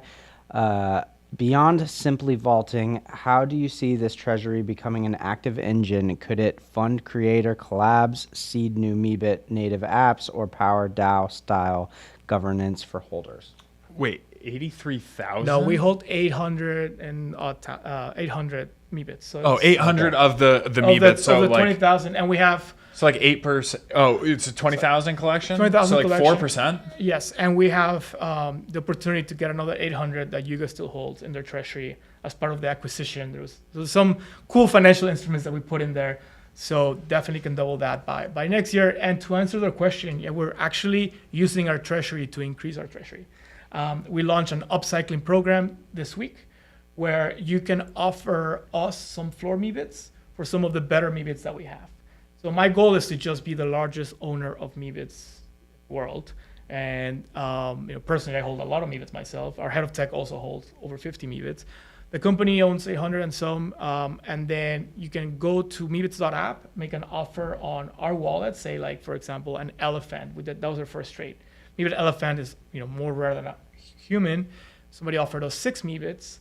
And so we did that trade on Monday. We took the 6 Meebits. Obviously, our Meebit count increases about 5. And then a collector that might not vibe with any of the floor Meebits. The demographics of Meebits are not really reflective of Web3 today. Right? It's a very diverse collection. There's a lot of like female Meebits, darker skinned Meebits. Doesn't really fit everybody. But if you can go and buy a few Meebits and then trade them with Meepco, you can, 1, get a Meebit that you want to have. 2, MIPCO gets more MIBITs in the treasury, which for me is very important. And 3, we reduce the circulating supply of floor MIBITs that folks might not vibe with today. So we're starting along those lines of, how do we use our treasury to increase the treasury, drive value for the holders, and also allow people to access some of the nicer MIBITs that honestly, like MIBITs, like for example, with this hat, it's not that it's a rare hat. There's only maybe like 50 purple hats in the whole collection. So it's really hard to get a hold of them because 40% of MIBITs have never been even listed in secondary. Because people that think long term, just like with punks, are like, dude, I'm just gonna hold these things forever. So they're actually a lot less liquid. So we're actively deploying that strategy and thinking of other ways to do so. Well, pretty that cool. is the definition of a flywheel, and flywheel is the buzzword of the week, or maybe even the month on crypto Twitter. That's so smart, because you take someone who, if you're holding 6 floor MIBITs, you're probably either bullish on the collection or passionate about being like a member of the community, and if you're the latter, you're probably the former as well. But what you're doing is basically like putting a grail in someone's hands or wallet, because that's the MIBIT that they really want. And maybe, based on like listings or liquidity or just rarity, they can't get the one that they really want. They're holding these 6 floors, call it. And, if they go and trade that for their grail, then everyone knows like the emotional pull of NFTs. It's going to be harder and harder to let go of the one that you really want. Like, I think most NFT traders like advise like, hey, if you're trying to like go flip a NFT, buy like the ugliest one on the floor that you don't want. So what you're essentially doing is like you're getting your forever MIBIT in the hands of the collector that is going to like really love that and cherish that. Simultaneously, the treasury is like increasing in the number of MIBITs, and the floor is potentially more rare or popular MIBITs because you're getting those floors off. Over time, that's the idea. And that is we super have cool. 800. If I can average 3 MIBITs per, right? We got offered like a lot of MIBITs for a robot recently and so on. But let's say we average 2 or 3. I can take 1,600 or more, 2,400 MIBITs off the market, which I think it's a very interesting proposition and not something that others have done or actually are able to do because, nobody kept an NFT treasury. But Larva did, and then obviously we acquired that when we bought the project. So yeah, and then the other question about artists, we have done a couple of collaborations where we can pay artists with MIBITs if they so like. We're actually about to announce a couple of new advisors, and they're getting compensated in MIBITs, and so it's a pretty cool asset to have because it gives people, it's kind of like getting equity, right, in like what they're doing, and so it's pretty cool. Yeah, definitely. I would certainly encourage. I know we have a lot of like first time NFT founders, a lot of new collections that are planning to launch on Monad, and I would encourage founders and those working on NFT projects to like think about that intentionality. Like how do you actually ensure that the thing that you're working so hard to create gets in the hands of people that are going to value that and support it and help drive the mission forward, because it's so easy, I think, to get in this position of like, okay, well, we need this collection to mint out, and we need to make sure that we distribute the whitelist widely enough so that people actually go and mint it. But then once you solve that problem, you're hit with 10, 15, 20 other problems. And, you kind of need to think about that from day one. Like, how are you going to curate the community of holders that you want to represent the identity and the brand of the collection that you're building? Yeah, I don't think there's like, the secret formula or like the one thing for success. If you think of punks, they were free. They took days to mint out. Squiggles took like multiple days to mint out at $20 a piece. And so, yeah, I think really understand. I think something Monad has done such a good job at as an ecosystem, it's like building that community. I have a couple of mad lads, and that's how I first came into contact with Monad. It was through the lads. Shout out the lads. Shout out the lads. Shout out Love the lads. that. Love that. Yeah, so it's been a ride, right? They went up to like 200 SOL. Now they're not there anymore, but we like the lads. Vault it. But yeah, curating your community, creating the community, again, giving people something that they want to resonate with beyond number goes up. I think that's almost like a given in this space. So, yeah, things can short-term work for you if you focus on that. But again, punks, right? I held my punks through the highs because it was my PFP. Like I could never sell my digital identity, and I became a part of that. And so I should have sold the other ones, but that's a conversation for another day. Definitely. Joseph, we got any more from the community? There's still some. There's one here from Monkey Luffy. Is there a plan to launch some sort of MeBits collection on Monad? So for the answer for now is honestly no, because we're still, it's been 6 months that we got MeepCo going. We're still focused on just building out the infrastructure and everything that we want to do for existing MeBit collectors. Now we're definitely open to doing cool things on Monad, interacting with Monad community, doing stuff with Monad NFT projects. So that's always an option, and we're actively talking about that. But MeBit specific, no, we're definitely still focused on building out just what we have and really delivering for our community. And we have a lot of really cool things coming out end of the year that we're super focused on. And for us, the North Star with MeBits, that MeBits are art.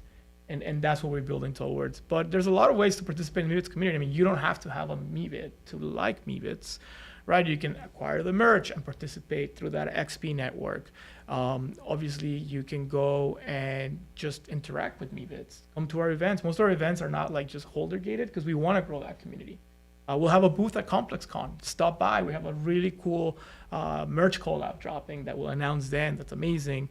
And yeah, that's a good way of getting into the MeBits ecosystem, learning about MeBits, and then hopefully, becoming a MeBit yourselves, or through some partnerships that we might potentially launch in the future.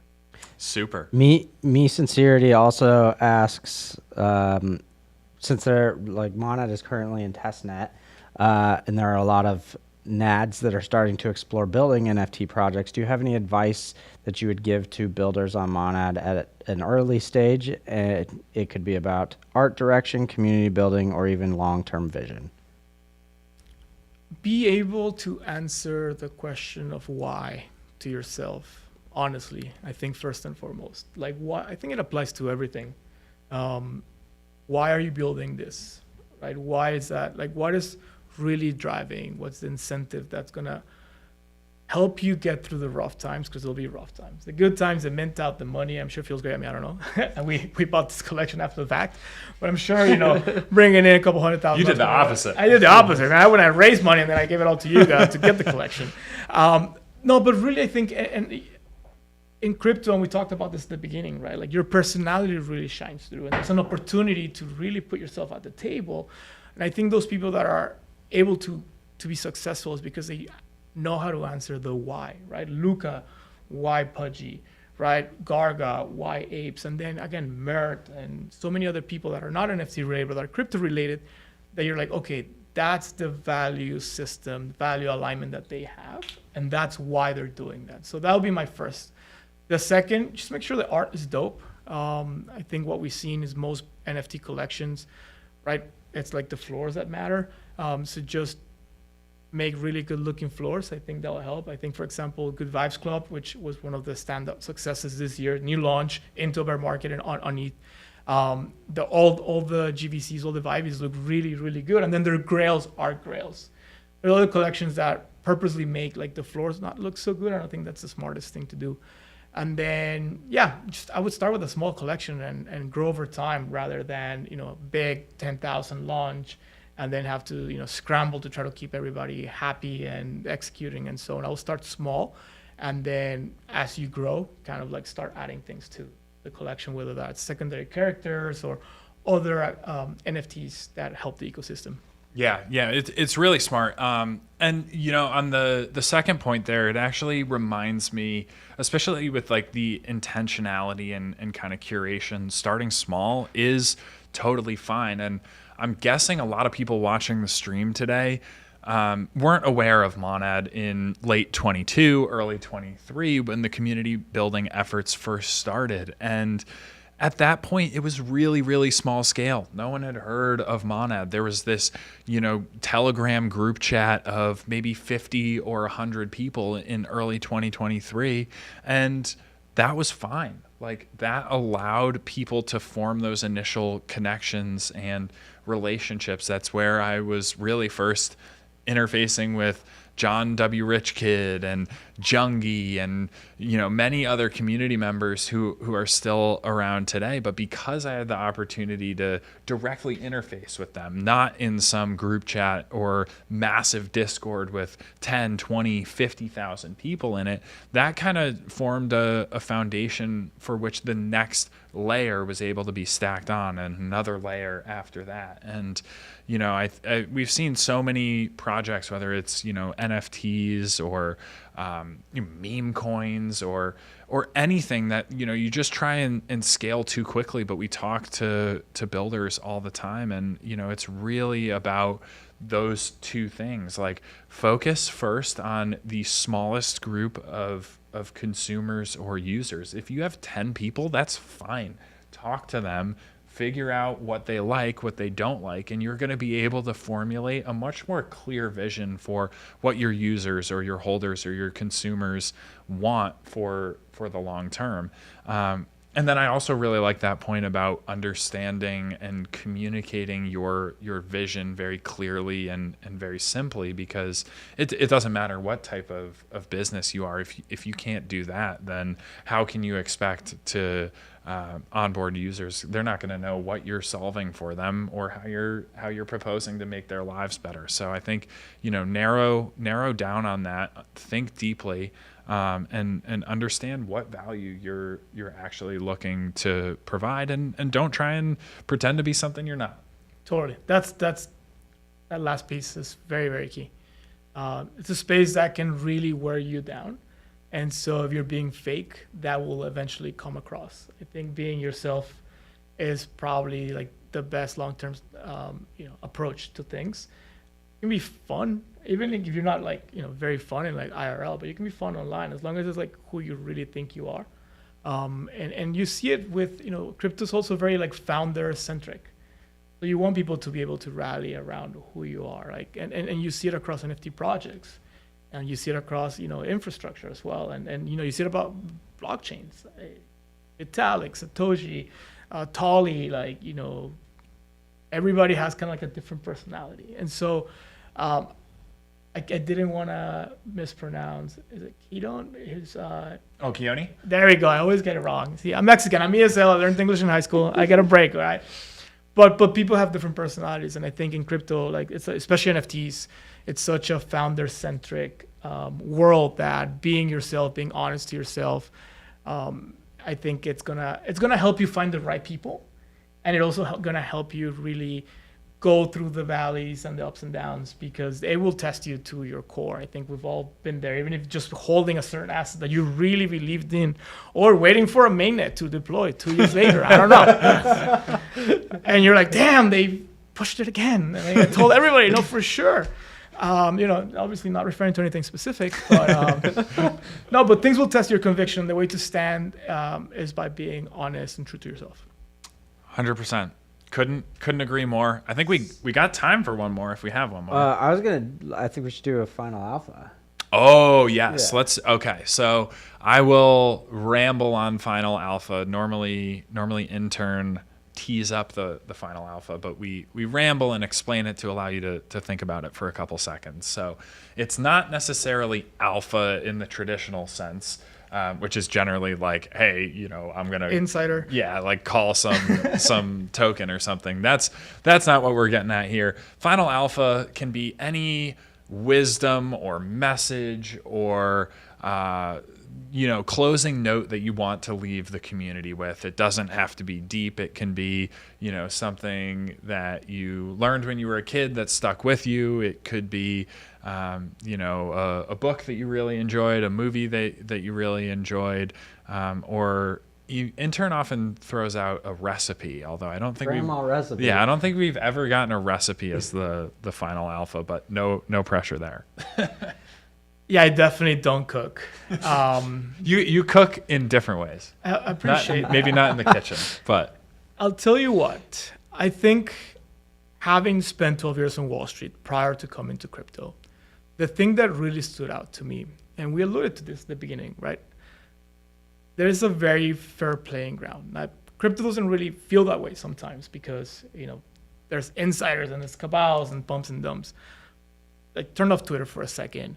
Really, leave the noise outside the room and ask yourself, why do I like crypto?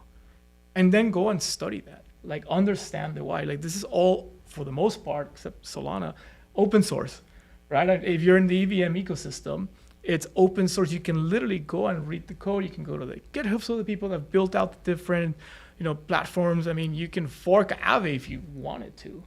And I think that is very different, and it's a huge opportunity that pretty much no other industry has, let alone one that is potentially, like, the TAM is so big for, like, global finance, global culture, global arts. The way I think about it is, back when I was at Barclays, we were selling structured notes into LatAm pension funds. And these structured notes really were only be able to be put together by, like, 20 people in the world. Not because they were the 20 smartest people in the world, but it was all the French quants that worked at the banks that sold these notes. And you had to, like, go through so many different things, good schools, the luck on the interviews, getting hired, surviving, to be able to, like, create these financial instruments and then hope that the salesperson could, deliver them to the world. In crypto, there's none of that. There's no gatekeepers. There's nothing holding you back from saying, hey, I'm going to go create a better blockchain. I'm going to go create a better NFT project, a better DeFi protocol, a better wallet, a better app. And that's what pushes the space forward. So yeah, you might have started up as a tourist. I think most of us start off as tourists, maybe profit seeking. Hey, it was fun, made some money. Great, now you're here, right? Consider yourself lucky that you're here. Turn off the noise and go and try to build something. If you don't want to build something because it is a pain in the ass, go learn something, because the world is coming on chain and you're here already. You have a huge edge that is going to disappear if you just waste it scrolling crypto Twitter. Whereas if you're building a knowledge moat because of the time and the connections and the network that you've been able to build here, you're going to just crush it. And of course, number go up. If I had a 200x tomorrow, that'll be really nice. But it probably won't happen. But if it did happen, I wouldn't quit building for the Meebits. I wouldn't quit promoting the values of, like, the EVM and Ethereum and really trying to bring the good things about blockchain that I've seen in my life. It goes beyond NFTs. It goes, for me being able to send money back home to Mexico. My family lives on the border. There's a lot of, like, cartel activity. The bank every single time will try to freeze my wires back to my mom. I can do that on crypto in 2 seconds on a Saturday, 8 p.m., not having to ask anybody permission. Use those tools, define what you want to do with your life, how crypto can make it better, and go at least learn it. But if you can build something or become part of a team that's building in that direction, go for it. I think it's going to really change your life beyond any number. wow, banger final alpha. Yeah. That was honestly incredible. Somebody we're gonna better clip that. Yeah, for sure. Clip that for sure. That was awesome, and this has been so awesome having you on, Sergio. We'll definitely have to run it back soon. Although I know there's no shortage of Monad and Meebits content right. coming up. We've got the NFT spaces tomorrow, 10 a.m. Eastern with Karma. So definitely a good one to tune in as well. For the viewers at home, we'll be spinning the wheel here for those who asked some great questions, and of course, look forward to seeing clips all over the timeline from this week's episode. We'll of course be spinning for you next week if you drop some banger clips from the episode this week. Sergio, you're more than welcome. Yeah, more than welcome to hang out while we spin. If you have to run, no problem. I'm here. I'm having a great time. Do we want to add something? That was the second order of business. If we could, I'm gonna. Is yeah, it is it a drawer? behind him? Oh, behind. I'm gonna grab my water. Yeah, and by the way, if anybody doesn't win the hat and wants to buy the hat or the shirt, they're available on merch.xyz. That's double M, merch. So mmerch.xyz. .xyz. Also, you can learn where you can get XP and just, it's a really cool company. It's a really cool site. Shout out to Colby and her team. Incredible. It's just, again, somebody that found the passion. She actually organizes the Met Gala. Really? She's building in Web3, connected fashion, network fashion. So these are pretty cool clothing items that I love that we're able to put together and bring. And now hopefully give away some today, or if not, we'll leave them here and you guys can give away the shirts Beautiful. and the hats one day. So I just added Meebit merch on here, and then Toons actually said that we can add a Monad card on here. Wow. Oh, those cards were amazing. I know you guys talked a lot about them, but I just want to say thank you for mine. I was a big Pokemon trading card game player, not collector. I wish I had just not touched my cards, but I won the Texas qualifier to go to what was nationals at the time. It was called Super Trainer Showdown in '99 in LA. And so for me, Pokemon cards were like just for a lot of us, right? Very dear to our hearts. So when I saw that yesterday, I was like, oh my God, I am such a sucker. I told you guys on the Telegram, I'm such a sucker for trading cards, especially one that you guys, I don't know what AI you used to create the characters. They're really good. Like, I think most people were like, damn, I look good on this one. Yeah, for sure. That was definitely the sentiment. Certainly we can't take any credit. Toons was really or Monad Cards was Toons' brainchild, but huge effort from the engineering team. I heard on the way team. here when you were telling, I think it was Merit or before Merit, like 3 months and all that stuff. Yeah. The team's been cooking behind the scenes. I think north of 15 people involved in execution on Monad Cards. So one, great to see that it went over pretty well, and two, really appreciate everyone who grinded behind the scenes to put that together, from engineering to design to the quant team here at Monad Foundation, and of course gotta give Toons his flowers as well. Alrighty, so Jessup, you have you've got the list, right? Yep. So I also, there's one on here that says mainnet delayed for a year. So if it lands on that, everybody's gonna hate you. Yeah, and it is, to be clear, it Wait, is why is it solely weighted towards that here in the back? What's that? Why is it rigged to fall on that? It's not rigged. It's a normal wheel. We'll show the wheel. If you delay mainnet, This was it is your Sergio's own first fault. time and last time. Delete the clip of the alpha. No Meebits news. All right, so let's do Suzuki. We're gonna spin for Suzuki because Oh yes, because Suzuki onboarded Kaleo to Monad Cards. Shout out Suzuki. Shout out Kaleo. We should get Kaleo on the stream pretty soon. and if somebody gets Gary V to check his card too, I will give you. Oh, Gary V's in the cards and hasn't claimed yet. Yeah, I saw it in. Gary, claim it. Claim Come it, on, Gary. Gary. Come on, Gary. So Claim it or come on the show. Either is acceptable. Both. Yeah, claim it on the show. Yeah, you want your card. So let's go ahead and spin for Suzuki. Beautiful. All right. The single spin. Mainnet delayed. Oh, Suzuki. Wow. Suzuki 2026. Thank you. James appreciates the extra time. So that's actually a respin. Welcome South First, GTA 6, OpenSea token, or Monad mainnet. I don't know at this point in time. Like, Jesus is gonna come back. So that's actually a respin, just because I replaced the respin one, but. Mainnet is not delayed, to be clear. 2025 is your year. A Meebit merch. Let's go. Meebit merch to Suzuki. Suzuki, longtime Monad in the Morning super fan and pipeline Let me listener. see if there's get a better shot of. Oh, you want to get a better angle of the wheel? Yeah. There we go. There, yep. Okay. Up bright and center. All right, Suzuki Focus is a little getting rough, but- Meebits merch. That's awesome. Hopefully it's not my merch. Yeah. We have to give the hat. All right, we got up from Saw.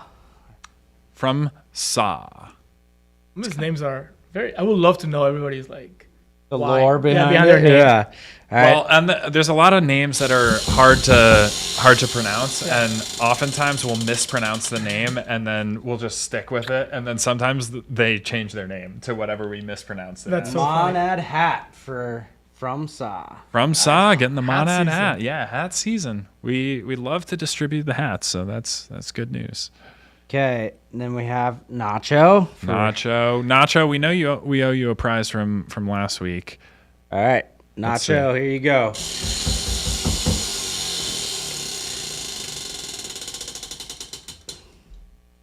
A plushie to Nacho.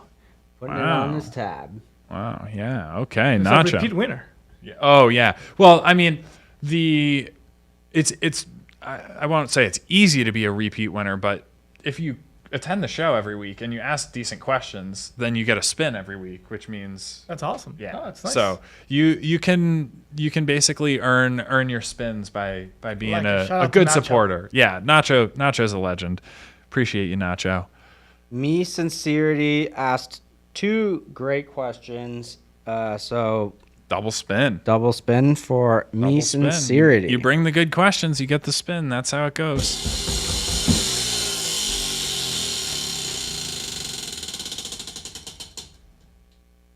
Monad swag. Wow. We're giving away the clothes. today. Yeah. Annie is gonna hate us. Is that it again? Yeah. All right. Well, you can't get double swag. That is the rule. We gotta decentralize the swag. So respin that. Plushie. We'll throw a plushie in. We'll throw a plushie in with the swag. That's gonna be a pretty awesome unboxing. Hopefully we get an unboxing video. And then we have 2 more spins. Gremlin Crypto.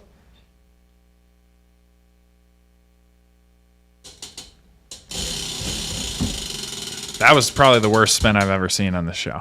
APAC follow. I was trying to go the other direction just to. Yeah, don't try that again. Prevent the swag again. Yeah. So Yeah, maybe the wheel was rigged after all. APAC follow. And then we got Monkey Luffy Monkey I love that Luffy. one, Monkey Luffy. for our last spin. You want to? How about? Yeah, I'll spin it. All right, Sergio. let's do it. Do the spin. Look at Let me that. program it here. Okay. We might have a harder time. Monad swag. Monad swag. Let's go. Bingo. Wow. It really tends to go like this. Either the same spot on the wheel hits every time on a given day, or it's all different. Interesting. The wheel is pretty random. cool. We have no control. We did have the quant team come in and look at the wheel and assess it, make sure it was fair and balanced, and I mean, they it looks pretty fair to me. they gave it the green light. It's Maybe it's like Mercury Gatorade or something. it could be. Is that it for our spins? That's all the spins. I want to throw in an extra spin because Black Panther clipped the Thread Guy stream last night with Tunes and Intern and put up a really good clip that I posted on the pipeline this Let's morning. go. And we love the Clippers. So Black final, Panther also came on my 60-second podcast stream. heck yeah. So I got Heck to, yeah. got This to meet one, Black Panther. this one's for Black Panther. See, Jessup, you take notes on that. That's how you spin. Monad swag. Monad Didn't swag. matter. Doesn't Did matter. not Let's see. matter. This one isn't for anyone. Black Panther's getting the Monad swag, but we got to see if this thing is rigged. Like, how is that possible that it's hit so many times? Maybe No, that would have been MeBit merch, but there was no winner. That was a test spin. We do have a winner on the MeBit merch, and we didn't give away too much, so I think I still get to go home with a shirt and a hat, which is very exciting to me. Actually, I might leave the hat up here as Well, well. I'm happy so to bring more we get it in the background. later down the line. Yeah, for sure. Yeah, Sergio, this has been a huge pleasure. It's awesome to hear your experience and excitement for the MeBits upcoming, and a lot going on in the Monad sphere as well. So I know we'll probably have to run this back within the next couple weeks or few months. But if you are looking for more Monad action, Cryptoon Space going live in about 15 minutes, I believe, and NFT Spaces tomorrow morning, 10 a.m. Eastern, with Karma and none other than Sergio I'll be here. here again. Sergio, thanks very much for joining today. This is No, thank you so ton much, of fun. guys. It's been a pleasure. And yeah, shout out to the Monad team, Monad community, MeBits community, and just the crypto community. I mean, it's our year, guys and girls, and MeBits. Let's go get it. Let's get it. Yeah, thank you everybody for watching. The stream is kind of getting an upgrade, and it's going to continue to get an upgrade. So give us feedback. Let us know what you liked, what you didn't like, and we will continue to improve it every single week as we have. So thank you all for watching. Danny, And clip it. Tag us. Tag the pipeline. Tag Sergio. What's the handle? That's Sergito. Oh, Sergito. It's just Love little it. Sergio, because when I was making it, I had no idea that it was going to become my identity. Love it. Well, that's a good identity to have. I like that. Easy double handle. Yeah, tag us in the clips, and we will see you next week, 10 a.m. Eastern, Throughput Thursday. This is Monad in the